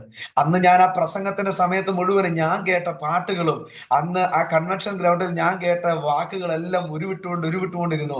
മീറ്റിംഗ് കഴിഞ്ഞ് ഇറങ്ങിയപ്പോൾ തന്നെ ഞാൻ വീട്ടിൽ വന്നിട്ട് പറഞ്ഞു ഇനി ഞാൻ ആ ചർച്ചിൽ പോകുന്നില്ല, എനിക്ക് കൈയടിച്ച് ആരാധിക്കുന്നവരുടെ അടുക്കൽ പോകണം. അവര് പറഞ്ഞു ഒരിക്കലുമില്ല, കാരണം ഞങ്ങൾ CSIയിലെ കമ്മിറ്റിയിൽ അംഗങ്ങളാണ്, ഞങ്ങൾക്ക് ഇവിടെ ഒരു പേരുണ്ട്, അത് നശിച്ചു പോകാൻ പാടില്ല. ഞാന് പിറ്റേ ഞായറാഴ്ച രാവിലെ പെന്തക്കോസ്ത് ചർച്ചിൽ പോയില്ല, ഒരു നാമധേയ ചർച്ച് ഉണ്ടായിരുന്നു ടൗണില്.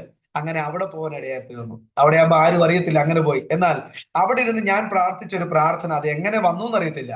ഞാൻ പറഞ്ഞു കർത്താവേ എനിക്ക് ഇങ്ങനെ കൈയടിച്ച് ആരാധിക്കണം, അതിന് തടസ്സം നിൽക്കുന്നത് എന്റെ മാമനും മാമിയുമാണ്. ദൈവമേ അങ്ങ് അവരെ തൊടണം, അവർ എന്നേക്കാൾ മുമ്പേ ഈ ക്രിസ്തുവിനെ അറിയണം, അവർക്ക് ഈ സന്തോഷം കൊടുക്കണം. അങ്ങനെയാണെങ്കിൽ എന്നെ ഈ ലോകത്തിൽ ആരും തടയത്തില്ല. കർത്താവ് ആ പ്രാർത്ഥന ഏറ്റെടുത്തു. പിറ്റേ വെള്ളിയാഴ്ച രാത്രിയിൽ എൻ്റെ മാമന്റെ ഭാര്യയെ കട്ടിലേക്ക് കിടന്നുറങ്ങുമ്പോൾ അവർക്ക് വലിയൊരു അസ്വസ്ഥത വരികയും പാമ്പിനെ പോലെ എഴയാൻ തുടങ്ങി. അങ്ങനെ വളരെ ബുദ്ധിമുട്ട് വന്നപ്പോ ഇവരെങ്ങനെ പിടിച്ചു നിർത്തിയിട്ട് നിൽക്കുന്നില്ല. അപ്പോൾ എന്റെ വല്യമ്മ പറഞ്ഞു, എടാ ഇത് പിശാചിന്റെ ബാധയാണ്, എത്രയും പെട്ടെന്ന് ഇവിടെ ഒരു ചർച്ചുണ്ട്, IPC ചർച്ചുണ്ട്, അവിടുത്തെ പാസ്റ്റർ വിളിക്കാൻ പറഞ്ഞു. അന്ന് അവിടെ ഉണ്ടായിരുന്ന പാസ്റ്റർ VA സണ്ണി എന്ന് പറഞ്ഞൊരു ദേവദാസൻ. അദ്ദേഹത്തെ വിളിച്ചു. അദ്ദേഹം രാത്രി 1:30 ആയപ്പോൾ അദ്ദേഹം വീട്ടിൽ വന്നപ്പോൾ ഇങ്ങനെ എഴഞ്ഞു നടക്കുകയാണ്. ആ ദേവദാസൻ പറഞ്ഞു, ഞാനിപ്പോ പ്രാർത്ഥിക്കാം, ദൈവം വിടുതൽ നൽകും, നിങ്ങൾ രക്ഷിക്കപ്പെട്ട് സ്നാനപ്പെട്ട് സഭയോട് ചേർന്ന് പോകാൻ തയ്യാറാണെങ്കിൽ ഇപ്പോൾ കർത്താവ് വിടുവിക്കുമെന്ന് പറഞ്ഞു. ആമേൻ. കർത്താവിന്റെ കൃപയാൽ ആ ദേവദാസൻ പറയുകയും എന്റെ മാമൻ മുട്ടയിൽ നിന്നിട്ട് പറഞ്ഞു, എന്ത് സംഭവിച്ചാലും വേണ്ടിയില്ല, ഞങ്ങള് തീർച്ചയായിട്ടും രക്ഷിക്കപ്പെടാം, സ്നാനപ്പെടാം, ഇവൾ പൂർണ്ണമായി സൗഖ്യമാകണം എന്ന് പറഞ്ഞു. ആ ദേവദാസൻ കൈവച്ചു പ്രാർത്ഥിച്ച് ആമേൻ പറയുമ്പോൾ എന്റെ മാമി ഡ്രസ്സ് എടുത്തിട്ട് മുട്ടയിലിരിക്കാൻ തുടങ്ങി. അങ്ങനെ അന്ന് രാത്രിയിൽ അവരും കർത്താവായ യേശു ക്രിസ്തുവിനെ രക്ഷിതാവായി സ്വീകരിക്കുകയും അന്ന് ശനിയാഴ്ച ഇവർക്ക് സ്നാനത്തെക്കുറിച്ചുള്ള ക്ലാസ് കൊടുക്കുകയും അടുത്ത ഞായറാഴ്ച അവർക്ക് സ്നാനം കൊടുത്ത് അങ്ങനെ അവർ ചർച്ചിലെ അംഗമായപ്പോൾ എന്റെ പ്രാർത്ഥന കർത്താവ് കേട്ടു. തുടർന്ന് ഞങ്ങൾ എല്ലാവരും തന്നെ, എന്റെ മാമനും മാമിയും ഞങ്ങൾ ഒരുമിച്ച് കോട്ടയത്ത് കൊല്ലാടുള്ള IPC ഗിലെയാദ് ചർച്ചിനോട് ചേർന്ന് ഞങ്ങൾ ആരാധനയ്ക്ക് പോകാൻ തുടങ്ങി. അപ്പോൾ ഏകദേശം സെപ്റ്റംബർ 10-ാം തീയതിയാണ് ഞാൻ സ്നാനപ്പെടുന്നത്. സ്നാനപ്പെടാനുള്ള മുഖാന്തരവും അന്ന് ഇങ്ങനെ ഈ കൊല്ലയാട് ചർച്ചിനോട് ചേർന്ന് നിൽക്കുമ്പോൾ അവിടെ ബൈബിൾ ക്ലാസ്സുകൾ പങ്കെടുക്കുകയും സ്നാന ക്ലാസ്സുകളെ കുറിച്ചൊക്കെ പങ്കെടുക്കുകയൊക്കെ ചെയ്തെങ്കിലും സ്നാനപ്പെടാനുള്ള തീരുമാനം എനിക്കില്ലായിരുന്നു. എന്റെ പ്രാർത്ഥന ഇതായിരുന്നു, കർത്താവേ എന്റെ കുടുംബത്തിലെ കടബാധ്യത ഇതുവരെ മാറിയിട്ടില്ല, അത് മാറണം. പിന്നൊന്ന്, ഞാൻ ITI പഠിച്ചു, എനിക്ക് നല്ലൊരു ജോലി ലഭിക്കണം. ഇത് രണ്ടുമായിരുന്നു എന്റെ പ്രാർത്ഥന. ദൈവം ആ പ്രാർത്ഥനയും കേട്ടു. ITI പഠനത്തോട് ബന്ധപ്പെട്ട് ഏറ്റവും ഉഴപ്പനായിരുന്നു ഞാൻ. അന്ന് പഠിച്ചിറങ്ങുമ്പോൾ ഏകദേശം 2nd ക്ലാസ് മാർക്കോട് കൂടി അവിടുന്ന് ജയിച്ച് ഇറങ്ങാൻ ഇടയായി തീർന്നു. അവിടെ അന്ന് വരെ ഉണ്ടായിരുന്ന മോശം പേര് കർത്താവ് മാറ്റി. കാരണം ഒരു 2 മാസം എനിക്ക് അവിടെ അവസരം ഉണ്ടായിരുന്നു. ആ 2 മാസത്തിനകത്ത് ഏറ്റവും നല്ല കുട്ടി എന്നുള്ള പേരോടുകൂടി ITI ഇറങ്ങാൻ ഇടയായി തീർന്നു. അന്ന് വരെ എൻ്റെ കൂടെ ഉഴപ്പി നടന്നവരെല്ലാവർക്കും അത്ഭുതം, ഇവൻ എങ്ങനെ മാറി. ആ മാറിയതിന്റെ സാക്ഷ്യം പറയാൻ എന്റെ ദേശം എന്നുള്ള എൻ്റെ ഒരു സുഹൃത്തിനെ ഞാൻ അവരുടെ ഇടയിൽ കൊണ്ടുപോയി അവനെ കൊണ്ട് പറയിപ്പിച്ചു, എനിക്ക് എന്താണ് സംഭവിച്ചതെന്ന് പറയാൻ പറഞ്ഞു. അങ്ങനെ അവൻ അവരുടെ അടുക്കലെല്ലാം ചെന്ന് പറഞ്ഞു. ഇങ്ങനെ ഇവൻ ഒരു പെന്തക്കോസ് ആരാധനയിൽ പോയി ഇവന്റെ സ്വഭാവം മാറി, ഇവൻ രക്ഷിതാവായി സ്വീകരിച്ചു, അതുകൊണ്ടാണ് ഇവൻ ഈ കുഴപ്പമൊന്നും ഉണ്ടാകാത്തത്. എങ്ങനെ ഏതായാലും എനിക്ക് ഏകദേശം ജൂലൈയോടുകൂടി പഠനം കഴിയുകയും ഓഗസ്റ്റോടുകൂടി എറണാകുളത്തുള്ള ON ഇന്ത്യ ലിമിറ്റഡ് എന്ന് പറഞ്ഞൊരു കമ്പനിയിലേക്ക് ഡയറക്റ്റ് അപ്രന്റീസ് ട്രെയിനി ആയിട്ട് ITI തന്നെ ഞങ്ങൾക്ക് ഇന്റർവ്യൂ എടുക്കുകയും ഞങ്ങൾ അവിടെ ജോലിയിൽ എടുക്കുകയും ചെയ്തു. അങ്ങനെ ഞങ്ങൾ 24 പേര് ഒരുമിച്ച് മുളന്തുരുത്തിയിലുള്ള ON ഇന്ത്യ ലിമിറ്റഡ് കമ്പനിയിലേക്ക് ഞങ്ങൾ പോവുകയും ഞങ്ങൾക്ക് അവിടെ റൂമെല്ലാം ഞങ്ങൾ വാടകയ്ക്ക് എടുത്ത് ഞങ്ങൾ ഒരുമിച്ച് അവിടെ നിൽക്കുമ്പോൾ സമയത്ത് ആ റൂമിലും എനിക്ക് ചർച്ചിനെ കുറിച്ച് അറിയത്തില്ല, അവിടെ സഭയുണ്ടോ എന്ന് അറിയത്തില്ല, പെന്തക്കോസ് ആരാധനയ്ക്ക് എങ്ങനെ പോകണമെന്ന്, കാരണം ഞാൻ സ്നാനപ്പെട്ടിട്ടില്ല. അവിടെ റൂമിൽ ഞാൻ ജോലിക്ക് പോവുകയും തിരിച്ചു വന്ന് റൂമിലിരുന്ന് പാട്ട് പാടി ആരാധിക്കുകയും പ്രാർത്ഥിക്കുകയൊക്കെ ചെയ്യുമ്പോൾ എൻ്റെ സുഹൃത്തുക്കൾ വന്നിട്ട് അവർ ഈ പ്രാർത്ഥനയൊക്കെ കേൾക്കുമ്പം, ബൈബിൾ വായിക്കുന്നത് കേൾക്കുമ്പോൾ ഇവർക്ക് ഇവരുടെ ഉഴപ്പ് പരിപാടികളൊന്നും നടക്കുന്നില്ല. അവർക്കൊരു സിനിമാ പാട്ട് കേൾക്കാൻ പറ്റുന്നില്ല, അവർക്ക് സംസാരിക്കാൻ പറ്റുന്നില്ല. അങ്ങനെ അവര് തന്നെ ആ കമ്പനിയിൽ ജോലി ചെയ്യുന്ന ഈ കമ്മലും മാല ഇടാത്ത ആൾക്കാരെ തപ്പിപ്പിടിച്ചു. അങ്ങനെ അവരുടെ സെക്ഷനിൽ വർക്ക് ചെയ്തുകൊണ്ടിരുന്ന ഒരു സഹോദരി, കമ്മലും മാല ഇടാത്ത ഒരു ആന്റി ഉണ്ടായിരുന്നു. ആന്റിയോട് പറഞ്ഞു, നിങ്ങളെപ്പോലെ നടക്കുന്ന ഒരുത്തൻ ഞങ്ങളുടെ റൂമിലുണ്ട്, അവൻ ഞങ്ങൾക്ക് ഭയങ്കര ശല്യമാണ്, ഞങ്ങളെ ഒന്ന് എൻജോയ് ചെയ്യാൻ വിടുന്നില്ല, അതുകൊണ്ട് ഇവനെ എങ്ങനെയും ജോലി കഴിയുമ്പോൾ ഇവനെ നിങ്ങളുടെ കൂടെ കൂട്ടിക്കൊണ്ട് പോകണം, രാത്രി ഒരു 10-11 മണിയായിട്ട് വിട്ടാൽ മതി എന്ന് പറഞ്ഞ് അങ്ങനെ അവരെ പരിചയപ്പെടുത്തി. അവര് എന്നെ കൊണ്ടുപോയി പരിചയപ്പെടുത്തിയത് IPC വെട്ടിക്കൽ എന്ന് പറഞ്ഞ സ്ഥലത്തുള്ള IPC മോറിയ ചർച്ചിൽ എന്നെ കൊണ്ട് പരിചയപ്പെടുത്തി. അവിടുത്തെ ഇന്നും ഉള്ള ദൈവാസനാണ് പാസ്റ്റർ KP വർഗീസ് എന്ന് പറഞ്ഞ ദൈവാസൻ. അദ്ദേഹം എല്ലാ ഈവനിങ്ങിലും ബൈബിൾ ക്ലാസ് എടുക്കുന്നുണ്ടായിരുന്നു. ഇങ്ങനെ അവരെന്നെ അവിടെ കൊണ്ടാക്കി എന്നെ പരിചയപ്പെടുത്തി. ഇങ്ങനെ ഒരു പയ്യനാണ്, അതുകൊണ്ട് ഇവനെ പാസ്റ്റർ ചർച്ചിൽ വിളിക്കണമെന്ന് പറഞ്ഞു. അങ്ങനെ അന്ന് ബൈബിൾ ക്ലാസ് ഉണ്ടായിരുന്നുണ്ട്. ആ ദിവസം പറഞ്ഞു ബൈബിൾ ക്ലാസ്സിന് ഇരിക്കണം. അങ്ങനെ ഞാൻ ബൈബിൾ ക്ലാസ്സിനിരുന്നു. നല്ലൊരു ബൈബിൾ ക്ലാസ് കേട്ടു. ഞാൻ പെട്ടെന്ന് പോകാൻ തുടങ്ങിയപ്പോൾ എന്നോട് പറഞ്ഞു, എന്താ തിടുക്കപ്പെട്ട് പോകുന്നതെന്ന് ആ ദിവസം. ഞാൻ പറഞ്ഞു, പാസ്റ്റർ എങ്ങനെയാണ്, എനിക്ക് ഭക്ഷണമില്ല, ഞാൻ ചെന്നിട്ട് വേണം, അവർ റൂമിലുള്ളവർ കഴിച്ച് തീരുന്നതിന് മുമ്പ് ചെല്ലണം, അല്ലെങ്കിൽ ഭക്ഷണം കിട്ടില്ല എന്ന് പറഞ്ഞു.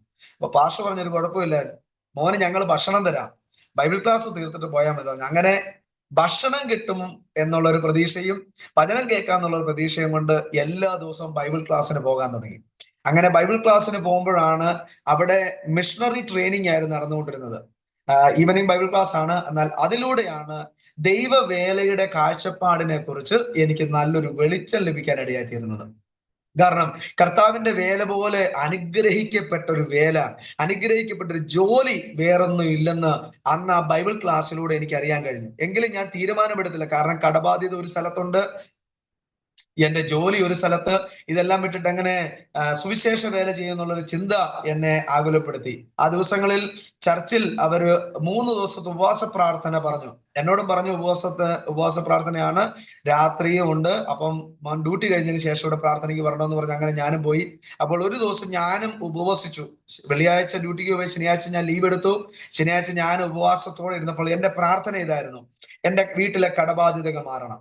അതിനായി ഞാൻ പ്രാർത്ഥിച്ചു. ദൈവം വലിയൊരു അത്ഭുതം ചെയ്തു. നിങ്ങൾ വിശ്വസിക്കുമെന്ന് അറിയത്തില്ല, എന്നാൽ ഒരു സംഭവം ഇതാണ്.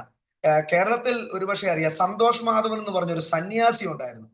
ആ സന്യാസി ഒരുപാട് പണം അദ്ദേഹത്തിന് വന്നു. അദ്ദേഹം വളരെ പ്രശസ്തനായിക്കൊണ്ടിരിക്കുന്ന സമയത്ത് വളരെ പൈസ വന്നു.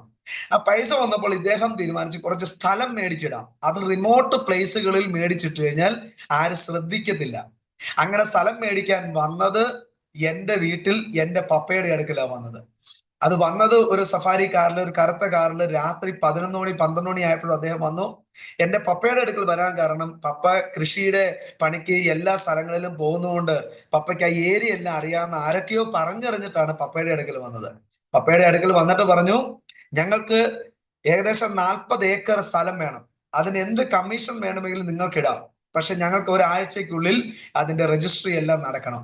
പപ്പ പറഞ്ഞു, ഒരു കുഴപ്പമില്ല, എടുത്തു തരാം. അപ്പൊ അവര് പറഞ്ഞു, ഞങ്ങൾക്ക് തരിശു ഭൂമി മതി, വേണ്ടാതെ കിടക്കുന്ന ഭൂമി മതി, അതാണ് ഞങ്ങൾക്ക് വേണ്ടത്. അങ്ങനെ ആ വാക്കുകൾ കേട്ട് പപ്പ അവർക്ക് വേണ്ടി ഇടനിലക്കാരനായി നിന്ന് 40 ഏക്കറിലധികം സ്ഥലം മേടിച്ചു കൊടുത്തു. അന്ന് പപ്പയ്ക്കുണ്ടായിരുന്ന കടമെന്ന് പറഞ്ഞ ഏകദേശം 25 ലക്ഷം രൂപ കടമുണ്ടായിരുന്നു. 2006 കാര്യമാണ് ഈ പറയുന്നത്. 25 ലക്ഷം രൂപ കടം. ഞങ്ങൾ എല്ലാവരും ശ്രമിച്ചാലും കൊടുത്തു തീർക്കാൻ പറ്റാത്ത പൈസ. എന്നാൽ ഈ സന്തോഷ് മാധവൻ എന്ന് പറഞ്ഞ സന്യാസി കമ്മീഷൻ മുഖാന്തരം കൊടുത്തത് ഏകദേശം 26-28 ലക്ഷം രൂപ കൊടുത്തു. അത് ആ കിട്ടിയ പാടെ എല്ലാ കടവും തീർത്ത് ഞങ്ങളുടെ വീടും കൂടി പണിയാനുള്ള സാഹചര്യം ഒരുക്കി.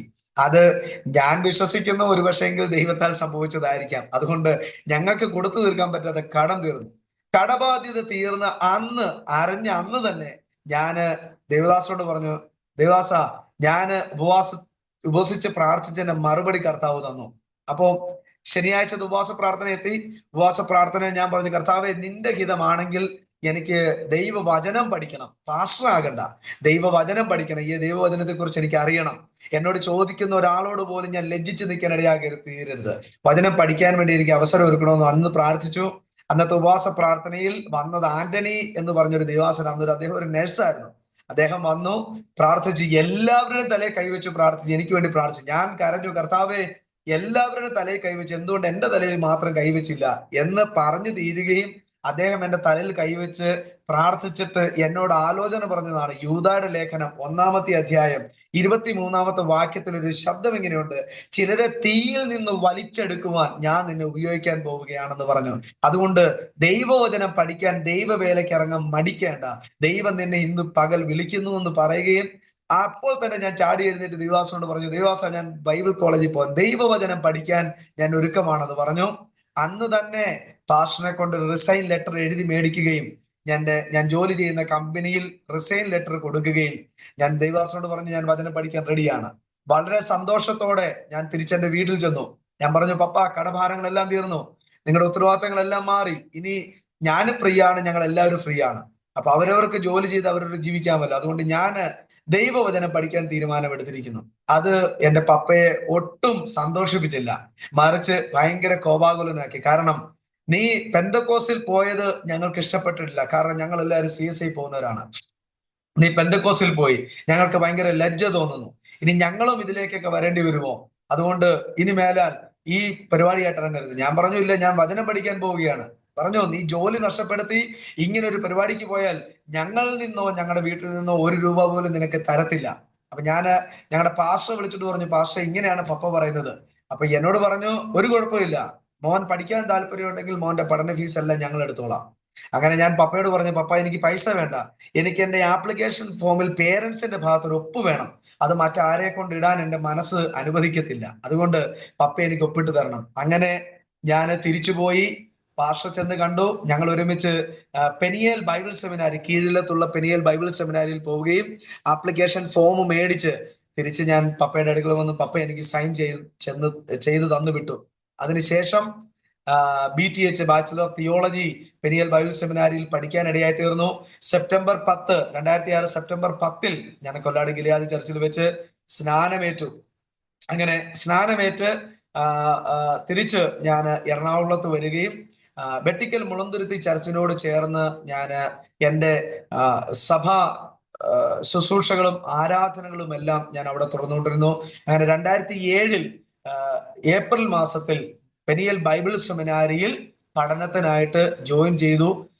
2009 ഞാൻ ബാച്ചിലർ ഓഫ് തിയോളജി അവിടുന്ന് പഠിച്ചിറങ്ങുകയും തുടർന്ന് അവിടെ പഠിച്ചുകൊണ്ടിരിക്കുന്ന സമയത്ത് 2008 ഈ IPC മോറിയ ചർച്ച്, വെട്ടിക്കലുള്ള ചർച്ചിലെ പാസ്റ്റർ KP വർഗീസിന് ഒരു ദർശനം ഉണ്ടായിരുന്നു, നോർത്ത് ഇന്ത്യയിൽ സുവിശേഷ വേല ചെയ്യുക. അങ്ങനെ നോർത്ത് ഇന്ത്യയിൽ മിഷൻ ഫോർ ഓൾ നേഷൻസ് എന്ന് പറഞ്ഞൊരു സംഘടന അവർ രജിസ്റ്റർ ചെയ്യുകയും ആ ചർച്ചിലെ സഹോദരന്മാരെ എല്ലാവരും ഉത്സാഹിപ്പിച്ച് അവരുടെ ദശാംശവും അവരുടെ ഓഹരിയും ഒക്കെ ഇട്ട് നോർത്ത് ഇന്ത്യയിൽ പ്രവർത്തിക്കുന്ന ദൈവദാസന്മാരെ അവർ സപ്പോർട്ട് ചെയ്ത് പ്രവർത്തനം ആരംഭിച്ചിരുന്നു. അത് ഏകദേശം 2002 തുടങ്ങിയ ഒരു പ്രവർത്തനമായിരുന്നു. അങ്ങനെ ആ പ്രവർത്തനം വിപുലമായപ്പോൾ 2008 ഞങ്ങളെ പഞ്ചാബ് സംഗ്രൂർ എന്നൊരു സ്ഥലത്ത് മിഷൻ മീറ്റിങ്ങിനോട് ബന്ധപ്പെട്ട് ഞങ്ങളെ സഭയിൽ നിന്ന് ഒത്തിരി പേരെ കൊണ്ടുവന്ന കൂട്ടത്തിൽ ഞാനും വരാനിടയായി തീർന്നു. അങ്ങനെ പഞ്ചാബ് സംഗ്രൂറിലുള്ള ഒരു ചർച്ചിലായിരിക്കുമ്പോൾ അവിടുത്തെ ഒരു ദൈവദാസൻ പഞ്ചാബിനെ കുറിച്ചും പഞ്ചാബിന്റെ അനുഭവങ്ങളെ കുറിച്ചും ഒക്കെ പറയാനിടയായി തീർന്നു. അദ്ദേഹം പറഞ്ഞതാണ്, ഒരു ഗ്രാമത്തിൽ അവരുടെ ജോലി എന്ന് പറയുന്നത് പോത്തിനെ തീറ്റിപ്പോറ്റുക, അതിന്റെ പാല് ഒക്കെ കൊടുത്ത് ജീവിക്കുന്ന കൂട്ടരാണ്. അവിടെ ആ ഗ്രാമത്തിൽ ഒരൊറ്റ ദേവദാസൻ, ഈ ദേവദാസൻ മാത്രമേ ഉള്ളൂ. പിറ്റേ ദിവസം ഞായറാഴ്ച, ശനിയാഴ്ച രാത്രിയിൽ അവരുടെ ഈ പോത്തെല്ലാം കുഴഞ്ഞു വീഴുകയാണ്. അപ്പോ ഒത്തിരി മരുന്നൊക്കെ കൊടുത്തിട്ടും ഇതിന് രക്ഷയില്ല. അപ്പൊ ആരോ പറഞ്ഞു, ഏതൊരു പാസ്റ്റർ പ്രാർത്ഥിച്ചാൽ സൗഖ്യം വരും. ഈ പാസ്റ്ററിനെ വന്ന് വിളിച്ചു, പാസ്റ്റർ വന്ന് പ്രാർത്ഥിക്കണം. അപ്പോൾ പാസ്റ്റർ പറഞ്ഞു നാളെ ഞായറാഴ്ചയാണ്, ഞങ്ങളുടെ ആരാധനയുള്ള സമയമാണ്, എനിക്ക് വരാൻ കഴിയുകയില്ല. അപ്പോൾ അവര് പറഞ്ഞു പാസ്റ്റർ വരണ്ട, വേറെ ആരെങ്കിലും വിട്ടാൽ മതി. പാസ്റ്റർ പറഞ്ഞു അങ്ങനെ ഇവിടുന്ന് വിടാൻ യോഗ്യതയുള്ള അല്ലെങ്കിൽ കഴിവുള്ളവർ ആരും ഇപ്പൊ ഇവിടെ ഇല്ല. അപ്പോ അവര് നിർബന്ധിച്ചു. അവര് താണ് വീണ് അപേക്ഷിച്ച് പറഞ്ഞു, ഇല്ല, ഞങ്ങളുടെ ഉപജീവന മാർഗമാണ്, ഒത്തിരി ഉണ്ടത് ചത്തുപോകും, ഞങ്ങൾ എല്ലാവരും നശിച്ചു പോകും. അങ്ങനെ ആ ആൾക്കാരുടെ നിർബന്ധപ്രകാരം ആ ദേവദാസൻ ചെയ്ത് തന്റെ ഭാര്യയെ അടുത്ത് വിളിച്ചിട്ട് പറഞ്ഞു, നീ നാളെ ഇവരുടെ പോണം. ആ സഹോദരി പറഞ്ഞു, ഞാൻ എങ്ങനെ പോകും, ഞാന് ഒരു പാസ്റ്ററല്ല. ആ ദേവദാസൻ അപ്പോൾ തന്നെ അവിടെ ഇരുന്ന് ഇച്ചിരി വെള്ളം കയ്യിലെടുത്ത് പ്രാർത്ഥിച്ച് അവരുടെ തലയിൽ തളിച്ചിട്ട് പറഞ്ഞു, ഞാൻ നിന്നെ ഇന്ന് മുതൽ ശുശ്രൂഷയ്ക്ക് വേണ്ടി അഭിഷേകം ചെയ്തിരിക്കുന്നു. നീ ഇന്ന് ഇവരോട് കൂടെ പോയി ആ ഗ്രാമത്തിൽ പോയി പ്രാർത്ഥിക്കണം, ദൈവം നിന്നെ ശക്തം ഉപയോഗിക്കുമെന്ന് പറഞ്ഞു. അങ്ങനെ ആ സഹോദരി ആ വന്ന നാട്ടുകാരുടെ കൂടെ ആ ഗ്രാമത്തിൽ പോയി. അവരുടെ വീട്ടിൽ നിന്ന് ഏകദേശം 4-5 മണിക്കൂർ യാത്ര ചെയ്ത് അവർ ആ ഗ്രാമത്തിൽ ചെന്നു. രാത്രി തന്നെ ഈ സഹോദരിയെ കൊണ്ട് ആ പോത്തുകളുടെ അടുക്കൽ പോയി. ആ സഹോദരി ചെന്ന് അല്പം വെള്ളം എടുക്കും, പ്രാർത്ഥിക്കും, ഈ പോത്തിന്റെ മേൽ തളിക്കും. എല്ലാ പോത്തും ചാടി എഴുന്നേക്കാൻ തുടങ്ങി. ഒരു പോത്തല്ല, ആ ഫാമിലുള്ള എല്ലാ പോത്തും എഴുന്നേക്കാൻ തുടങ്ങി. ആ ഗ്രാമം രാത്രിയിൽ ഉറങ്ങിയില്ല. അവർക്കെല്ലാം ഇത്രയും വലിയൊരു സന്തോഷം അവർക്കുണ്ടായില്ല. അന്ന് ആ സഹോദരി രാത്രി അവിടെ താമസിക്കുകയും പിറ്റേ ദിവസം ആ ഗ്രാമവാസികളെല്ലാം വിളിച്ചു ചേർത്ത് ആ സഹോദരി തന്നെ അവരോട് സുവിശേഷം അറിയിക്കുകയും അവർക്ക് വേണ്ടി പ്രാർത്ഥിക്കുകയും യേശുവിനെ പരിചയപ്പെടുത്തുകയും. ഇന്ന് ആ ഗ്രാമത്തിൽ വലിയൊരു ചർച്ച ഉണ്ട്. ഇന്ന് അവരുടെ ഒരു പ്രാർത്ഥനാ കൂട്ടായ്മ അവിടെയുണ്ട്. അങ്ങനെ ആ അനുഭവം ഞാൻ കേൾക്കുകയും ആ അനുഭവം എന്നെ വളരെ സ്പർശിക്കാൻ ഇടയായി തീർന്നു. ഞാൻ അന്നൊരു തീരുമാനമെടുത്തു, ഞാൻ പ്രവർത്തിക്കുന്നെങ്കിൽ ഞാനും ഈ പഞ്ചാബിൽ പ്രവർത്തനം ചെയ്യും എന്ന് ഒരു തീരുമാനമെടുത്തു. അങ്ങനെ നോർത്ത് ഇന്ത്യയിൽ വരണമെന്നുള്ള ആഗ്രഹപ്രകാരം പഞ്ചാബിൽ തീരുമാനമെടുത്തു. അന്ന് തീരുമാനമെടുക്കുമ്പോൾ സജി സി സമൂൽ എന്ന് പറഞ്ഞ ഒരു ദേവദാസൻ പ്രസംഗത്തിലൂടെ അന്ന് എന്നോട് പറഞ്ഞൊരു ആലോചന ഇതാണ്: മോശയോട് കൂടെ ഇരുന്ന ദൈവം യോശുവയുടെ കൂടെ ഇരിക്കും എന്ന് ദൈവത്തിന്റെ ആത്മാവ് പറയുന്നു എന്ന് പറഞ്ഞു. ആ വചനം ഞാൻ സ്വീകരിച്ചു, ഞാൻ വിശ്വസിച്ചു. ഒരുപക്ഷെ അത് എന്നോടായിരിക്കാം കർത്താവ് പറഞ്ഞത്. മോശയോട് കൂടെ ഇരുന്ന ദൈവം എന്നോട് കൂടെ ഇരിക്കുമെന്ന് ഞാൻ വിശ്വസിച്ചു. അങ്ങനെ 2009 BTH പഠനത്തിന് ശേഷം 2010, 2012 കാലഘട്ടങ്ങളിൽ MDU മാസ്റ്റർ ഡിഗ്രി പഠിക്കാൻ വേണ്ടി ഇറ്റാർസി എന്ന് പറഞ്ഞ സ്ഥലത്ത്, മധ്യപ്രദേശിലുള്ള ഇറ്റാർസി ബൈബിൾ കോളേജിൽ ഡോക്ടർ കുര്യൻ തോമസ് നടത്തുന്ന ബൈബിൾ കോളേജിലേക്ക് MDU പഠനത്തിനായി ഞാൻ കടന്നു വന്നു. അങ്ങനെ 2 വർഷം അവിടെ MDU പഠിക്കാനായിട്ട് കർത്താവ് സഹായിച്ചു. അതായത് MDU പഠിച്ചുകൊണ്ടിരിക്കുന്ന കാലഘട്ടത്തിലാണ് കർത്താവ് എനിക്കൊരു ദർശനവും അല്ലെങ്കിൽ ഒരു വചനം എനിക്ക് തരാനിടയായി തീർന്നു. കാരണം MDU പഠനത്തിന് ശേഷം എവിടെ പോകും, എന്ത് ചെയ്യും, എന്ത് പ്രവർത്തിക്കണമെന്ന് അറിയത്തില്ലാതെ ഞാൻ പഞ്ചാബിൽ പോകണമെന്നുണ്ട്, എവിടെ പോകണമെന്ന് അറിയത്തില്ല, എങ്ങനെ പോകണമെന്ന് അറിയത്തില്ലാതെ ഇരിക്കുമ്പോൾ ഞാൻ പ്രാർത്ഥിച്ചപ്പോൾ ദൈവം തന്നൊരു വചനമായിരുന്നു യെശയ്യാ പ്രവാചകന്റെ പുസ്തകം 54-ാമത്തെ അധ്യായം 10-ാമത്തെ വാക്യം. കാരണം പഞ്ചാബിനെ പോകണമെന്ന് ആഗ്രഹമുണ്ട്. പഞ്ചാബിനെ കുറിച്ച് പഠിച്ചപ്പോൾ മനസ്സിലായത് സിഖ് കമ്മ്യൂണിറ്റി ഏറ്റവും അധികമുള്ള ഒരു സ്ഥലമാണ് പഞ്ചാബ്. ഏകദേശം ആ സമയത്ത് 2011 സെൻസസ് അനുസരിച്ച് ഏകദേശം 65-70% പഞ്ചാബിലുള്ളത് സിഖ് കമ്മ്യൂണിറ്റിയാണ്. അതിൽ ഏകദേശം 10-20% ഉള്ളത് ഹിന്ദുക്കളും, ബാക്കി മൈനോറിറ്റിയിൽ വരുന്നതാണ് ജൈനിസം ഉണ്ട്, മുസ്ലിം ഉണ്ട്, ഓർ ക്രിസ്ത്യാനിറ്റി ഉണ്ട്. ക്രിസ്ത്യാനി മൈനസിലാണ്, ഏറ്റവും വളരെ താണ ലെവലിലാണ് അന്ന് ഇവിടെ ഉണ്ടായിരുന്ന പോപ്പുലേഷൻ ഉണ്ടായിരുന്നത്. അങ്ങനെ അത് കാണുകയും, എന്നാൽ ഈ സിഖ് കമ്മ്യൂണിറ്റി വളരെയധികം ക്രൂരന്മാരാണെന്നും വളരെയധികം ഉപദ്രവിക്കുന്നവരാണെന്നും അവരാർക്കും കീഴടങ്ങാത്തവരാണെന്നും ഒക്കെ ബുക്കുകളിൽ നിന്നൊക്കെ വായിച്ചറിയാൻ ഭയപ്പെട്ടത് കൊണ്ടാവാം ഒരുപക്ഷെ യെശയ്യാ പ്രവാചകന്റെ പുസ്തകം 54-ാമത്തെ അധ്യായം 10-ലൂടെ ദൈവത്തിന്റെ ആത്മാവ് എന്നോട് സംസാരിച്ചത്.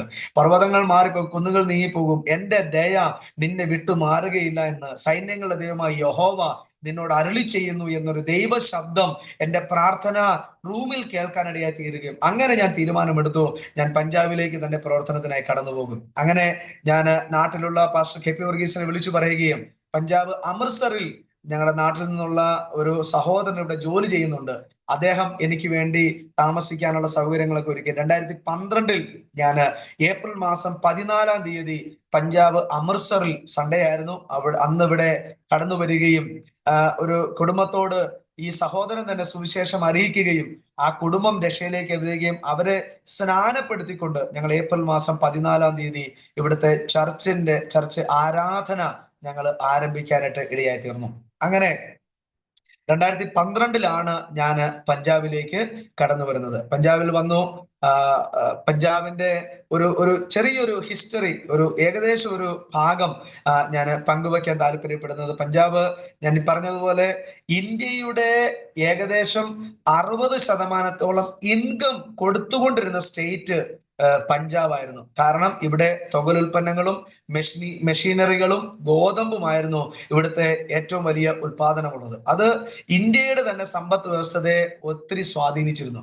അങ്ങനെയുള്ള ഈ പഞ്ചാബ്, സിഖ് മതത്തിന്റെ ഹെഡ് ഓഫീസ് എന്ന് പറയുന്ന ഗോൾഡൻ ടെമ്പിൾ സ്ഥിതി ചെയ്യുന്ന സ്ഥലം, ജാലിയൻ വാലാബാഗ് കൂട്ടക്കൊല നടന്ന ജാലിയൻ വാലാബാഗ് എന്ന് പറഞ്ഞ സ്ഥലം ഇവിടെയാണ്. കൂടാതെ India Pakistan border, Wagah border, Attari border എന്ന് പറഞ്ഞ വളരെ പ്രശസ്തമായ, ലോകപ്രശസ്തമായ ഒരു ടൂറിസ്റ്റ് കേന്ദ്രമാണ് വാഗ ബോർഡർ.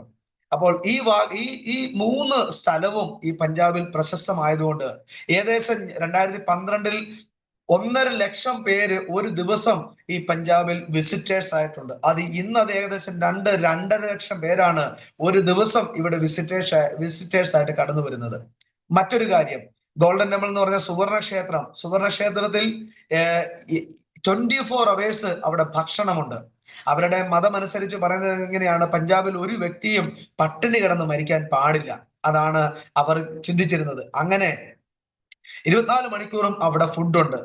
ഏകദേശം അവരുടെ 11 ഗുരുക്കന്മാരുള്ളത്. ആ ഗുരുക്കന്മാരുടെ ഏതെങ്കിലും ഒരു വ്യക്തിയുടെ ബർത്ത്ഡേ ആണെങ്കിൽ ഗുരുപൂർവം എന്നാണ് പറയുന്നത്. ആ ദിവസം ഏകദേശം 2500 ടണ്ണ് ദാലാണ് ഒരു ദിവസം അവിടെ ഉണ്ടാക്കുന്നത്. ലോകത്തിലെ ഏറ്റവും വലിയ കിച്ചൺ എന്ന് പറയുന്നത് ഈ സുവർണക്ഷേത്രത്തിലാണ്. അങ്ങനെ പ്രശസ്തമായ ഒരു സ്ഥലമാണ് ഈ പഞ്ചാബ്, അമൃത്സർ എന്ന് പറഞ്ഞ പട്ടണം. ഇവിടെ ഞാൻ വന്നിറങ്ങിയപ്പോൾ ഭാഷ അറിയത്തില്ല. അത്യാവശ്യം ഹിന്ദി കേട്ടാൽ മനസ്സിലാകും, ഇംഗ്ലീഷ് അറിയാം, മലയാളം അറിയാം. മലയാളികളെ അറിയത്തില്ല, ആകെ ഒരു സഹോദരൻ അറിയാം. അങ്ങനെ ഞാൻ പഞ്ചാബിലേക്ക് വരുന്നു. കാലാവസ്ഥ വളരെയധികം കഠിനം. കാരണം തണുപ്പ് ആ സമയത്ത് ഏകദേശം -1, -2 ഡിഗ്രി വരെ പോകും. ചൂടെന്ന് പറയുന്നത് ഏകദേശം 50-52 ഡിഗ്രി ചൂടുണ്ടായിരുന്നു ആ സമയത്ത്. ഞാൻ വന്നത് ഏപ്രിൽ മാസം ആയതുകൊണ്ട് ചൂടിന്റെ സമയമായിരുന്നു. ഭക്ഷണങ്ങൾ ഒന്നും തന്നെ നമുക്ക് സുപരിചിതമല്ലായിരുന്നു. HRC പഠിച്ചെങ്കിലും റൊട്ടിയും ദാലും ഒന്നും നമുക്ക് സുപരിചിതമല്ലായിരുന്നു. ഏകദേശം 2 മാസം വളരെ കഷ്ടതയിലൂടെ കടന്നുപോയി. ഭക്ഷണം കഴിക്കുമ്പോഴൊക്കെ ലൂസ് മോഷനും വൊമിറ്റിങ്ങും ഒക്കെ ആയിട്ട്, ഈവൻ വെള്ളം കുടിക്കുമ്പോൾ വെള്ളത്തിന്റെ ഡെൻസിറ്റി കൂടുതലായതുകൊണ്ട് വെള്ളം കുടിക്കാനും വളരെ ബുദ്ധിമുട്ട്. മഴവെള്ളം വരികയും മഴവെള്ളം ശേഖരിച്ച് കുപ്പിയിലാക്കി ആ വെള്ളം കുടിച്ചുകൊണ്ട് ഏകദേശം 2 മാസത്തോളം തള്ളി നീക്കാനിടയായി തീർന്നു. സംസാരിക്കാൻ ഭാഷയില്ലാതെ വളരെയധികം ഭാരപ്പെട്ടു. എങ്കിലും കർത്താവ് കൂടെ ഉദ്ബോധിപ്പിച്ചു കൊണ്ടിരുന്നു. ഞാനാണ് നിന്നെ അയച്ചത്, നിന്നെ ഞാൻ കരുതും എന്ന് ദൈവം പലപ്പോഴുമായി സംസാരിച്ചുകൊണ്ടിരുന്നു. അങ്ങനെ ഞാൻ ഓർത്ത് എന്ത് വന്നാലും വേണ്ടിയില്ല, പിടിച്ചു നിൽക്കാം. വളരെ തുച്ഛമായ ഒരു വാടകയിൽ അന്ന് അവിടെ ഒരു വീട്ടിൽ താമസിച്ചു. അങ്ങനെ ഭക്ഷണമൊക്കെ കഴിച്ച് ജീവിച്ചു പോന്നു. ചെറിയ 1-2 കുടുംബങ്ങൾ പ്രാർത്ഥനയ്ക്ക് വന്നു.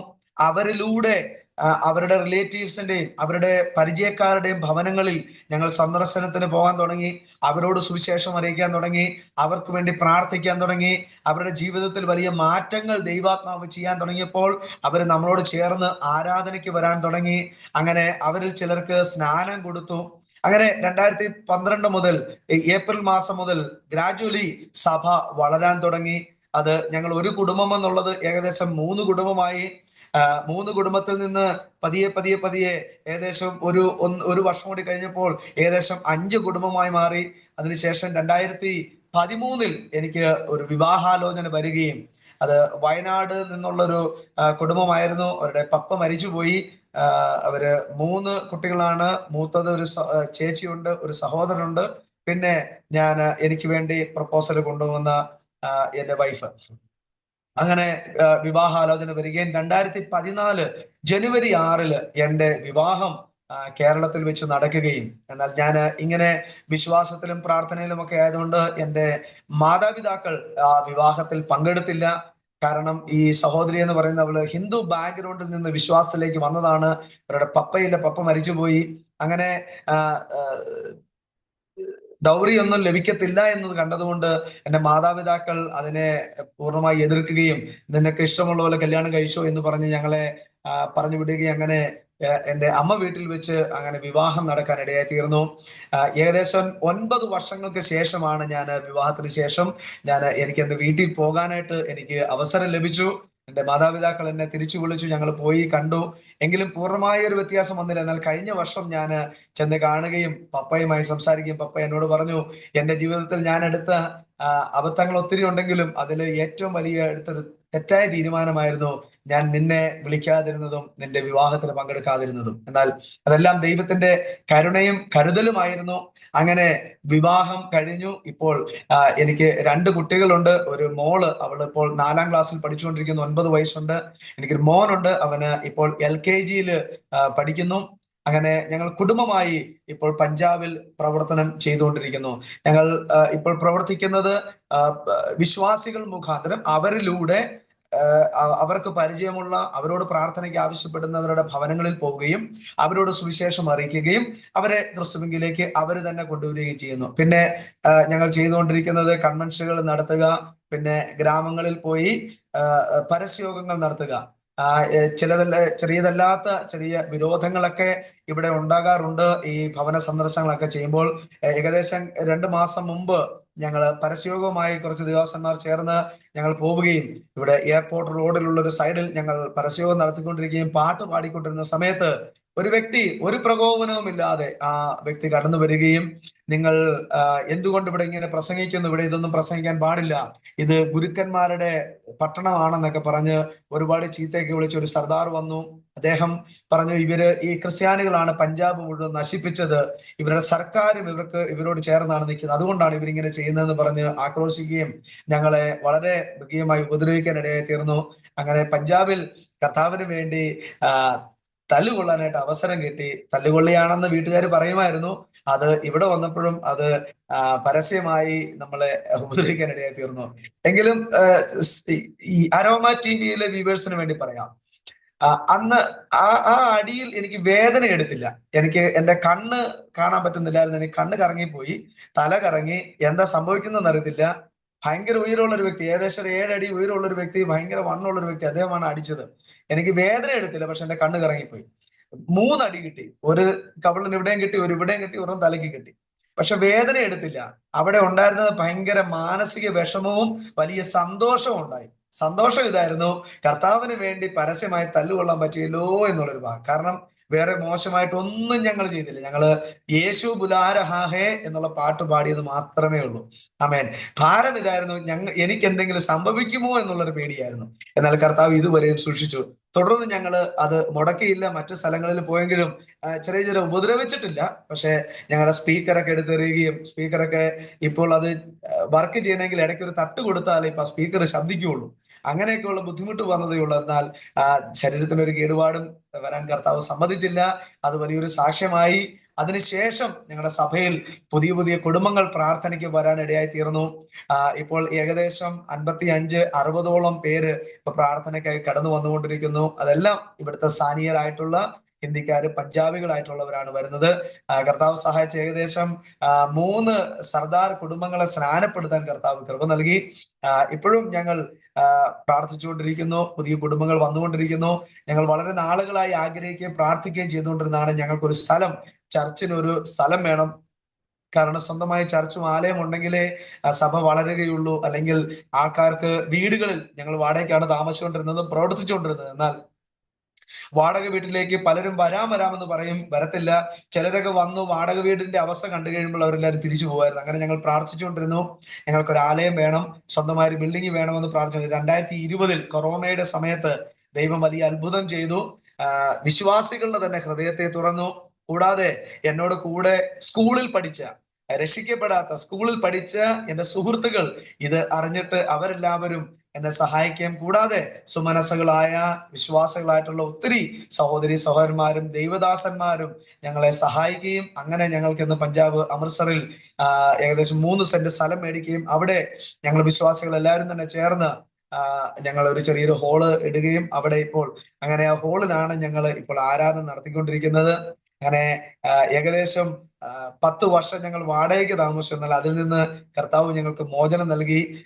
ഇപ്പോൾ ഞങ്ങളുടെ ആലയത്തിലാണ് ഞങ്ങൾ താമസിച്ച് പ്രാർത്ഥനകൾ നടത്തിക്കൊണ്ടിരിക്കുന്നത്. കൂടാതെ കർത്താവ് തരുന്ന അവസരം പോലെ ട്രാൻസ്ലേഷൻ മിനിസ്ട്രിക്കും, ഇവിടെ കേരളത്തിൽ നിന്ന് കടന്നു വരുന്നവർക്ക് ഹിന്ദിയിലേക്ക് ട്രാൻസ്ലേഷൻ ചെയ്യാനും പഞ്ചാബിലേക്ക് ട്രാൻസ്ലേഷൻ ചെയ്യാനും കൂടാതെ പരസ്യയോഗങ്ങൾക്കും ഒക്കെ ആയിട്ട് ഞങ്ങൾ നേതൃത്വം കൊടുത്തുകൊണ്ട് ഇവിടെ പ്രവർത്തിച്ചുകൊണ്ടിരിക്കുന്നു.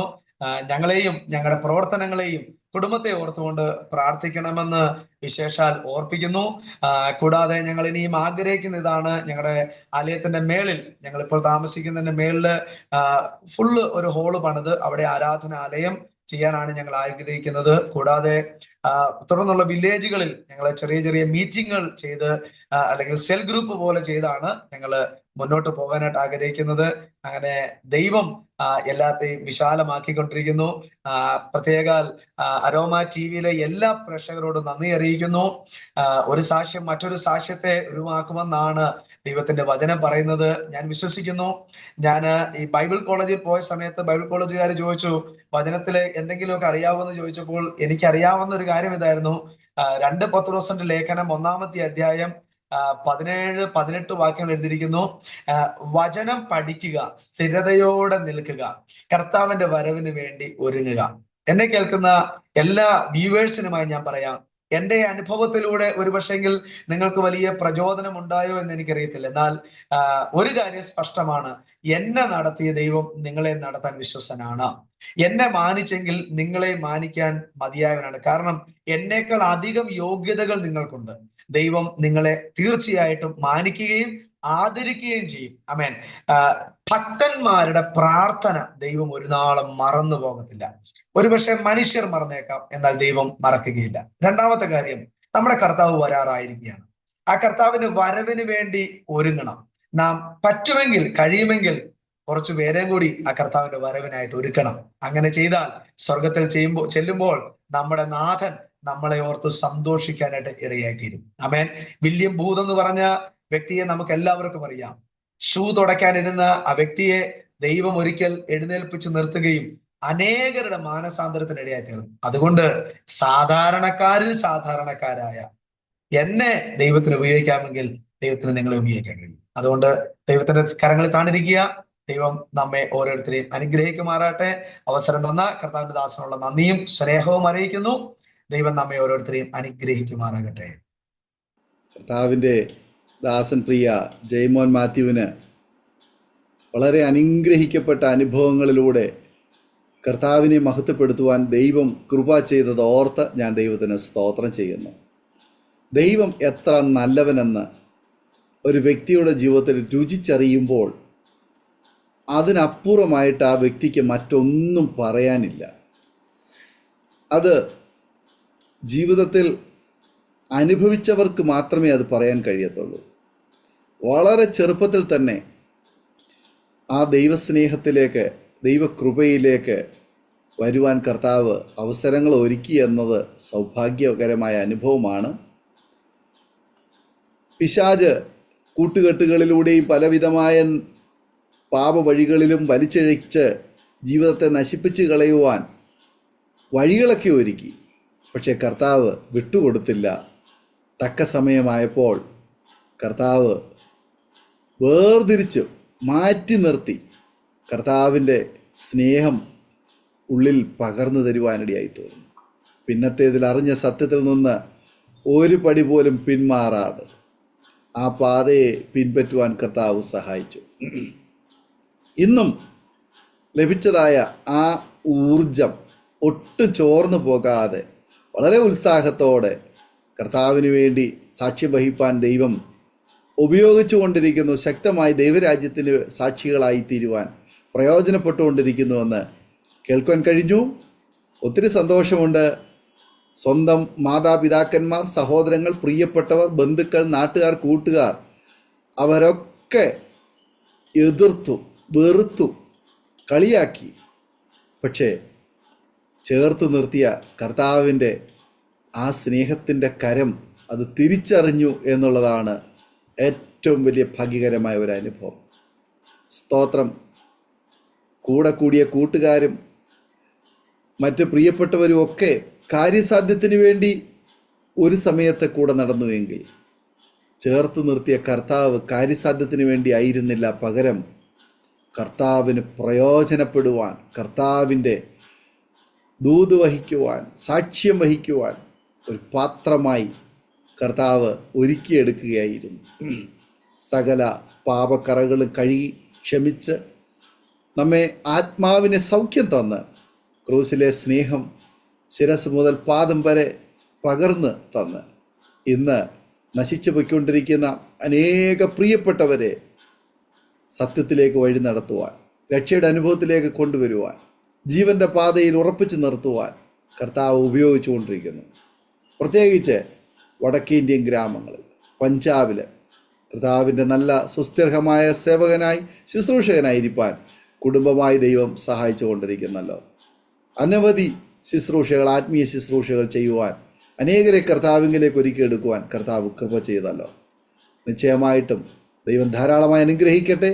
സൗഖ്യവും ആരോഗ്യവും ദീർഘായുസ്സും കർത്താവ് തരട്ടെ എന്ന് ആശംസിക്കുന്നു, പ്രാർത്ഥിക്കുന്നു. പ്രേക്ഷകരെ, ഈ കുടുംബത്തെ ഓർത്ത് നമുക്ക് പ്രാർത്ഥിക്കാം.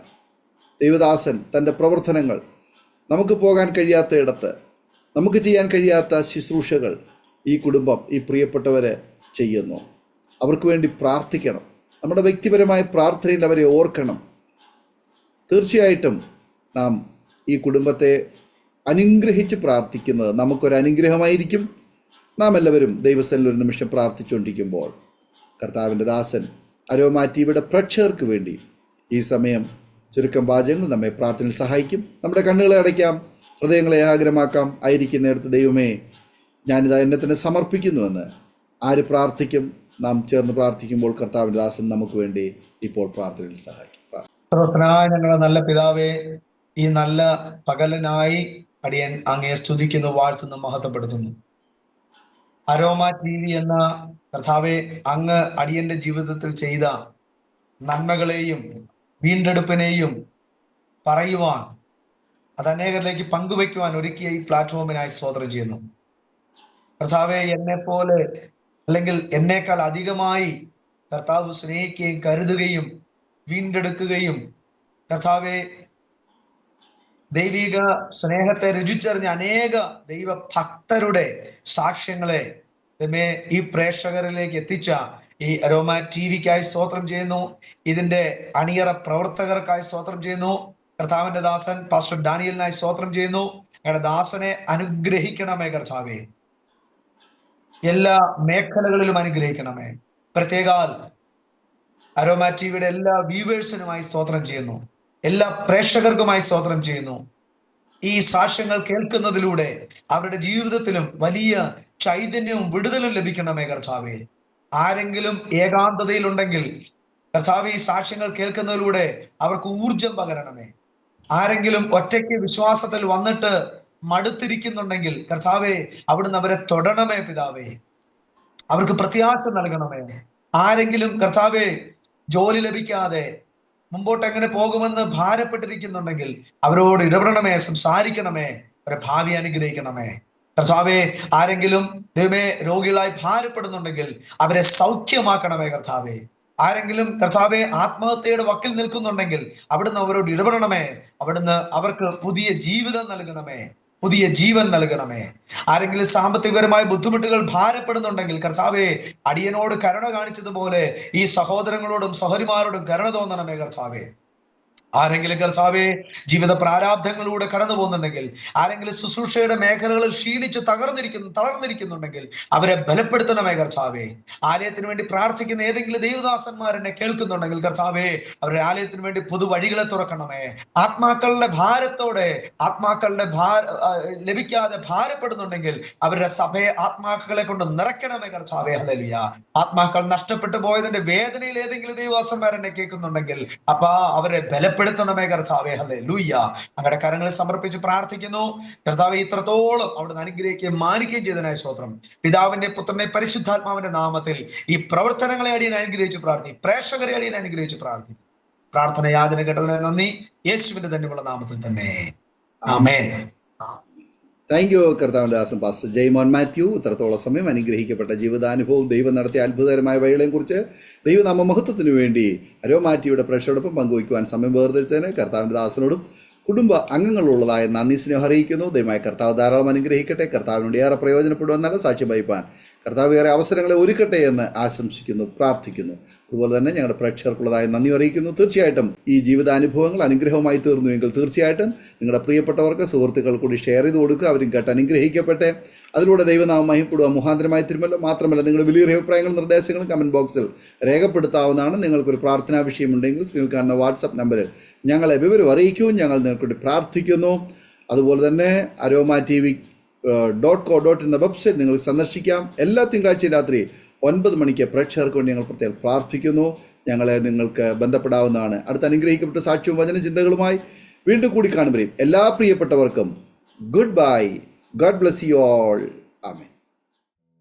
ഓർമ്മയുടെ മനോരഥത്തിൽ മായാത്ത ഓർമ്മയ്ക്കായി അരോമ മാട്രിമോണിയിൽ നിന്നും ജീവിത പങ്കാളിയെ കണ്ടെത്തൂ.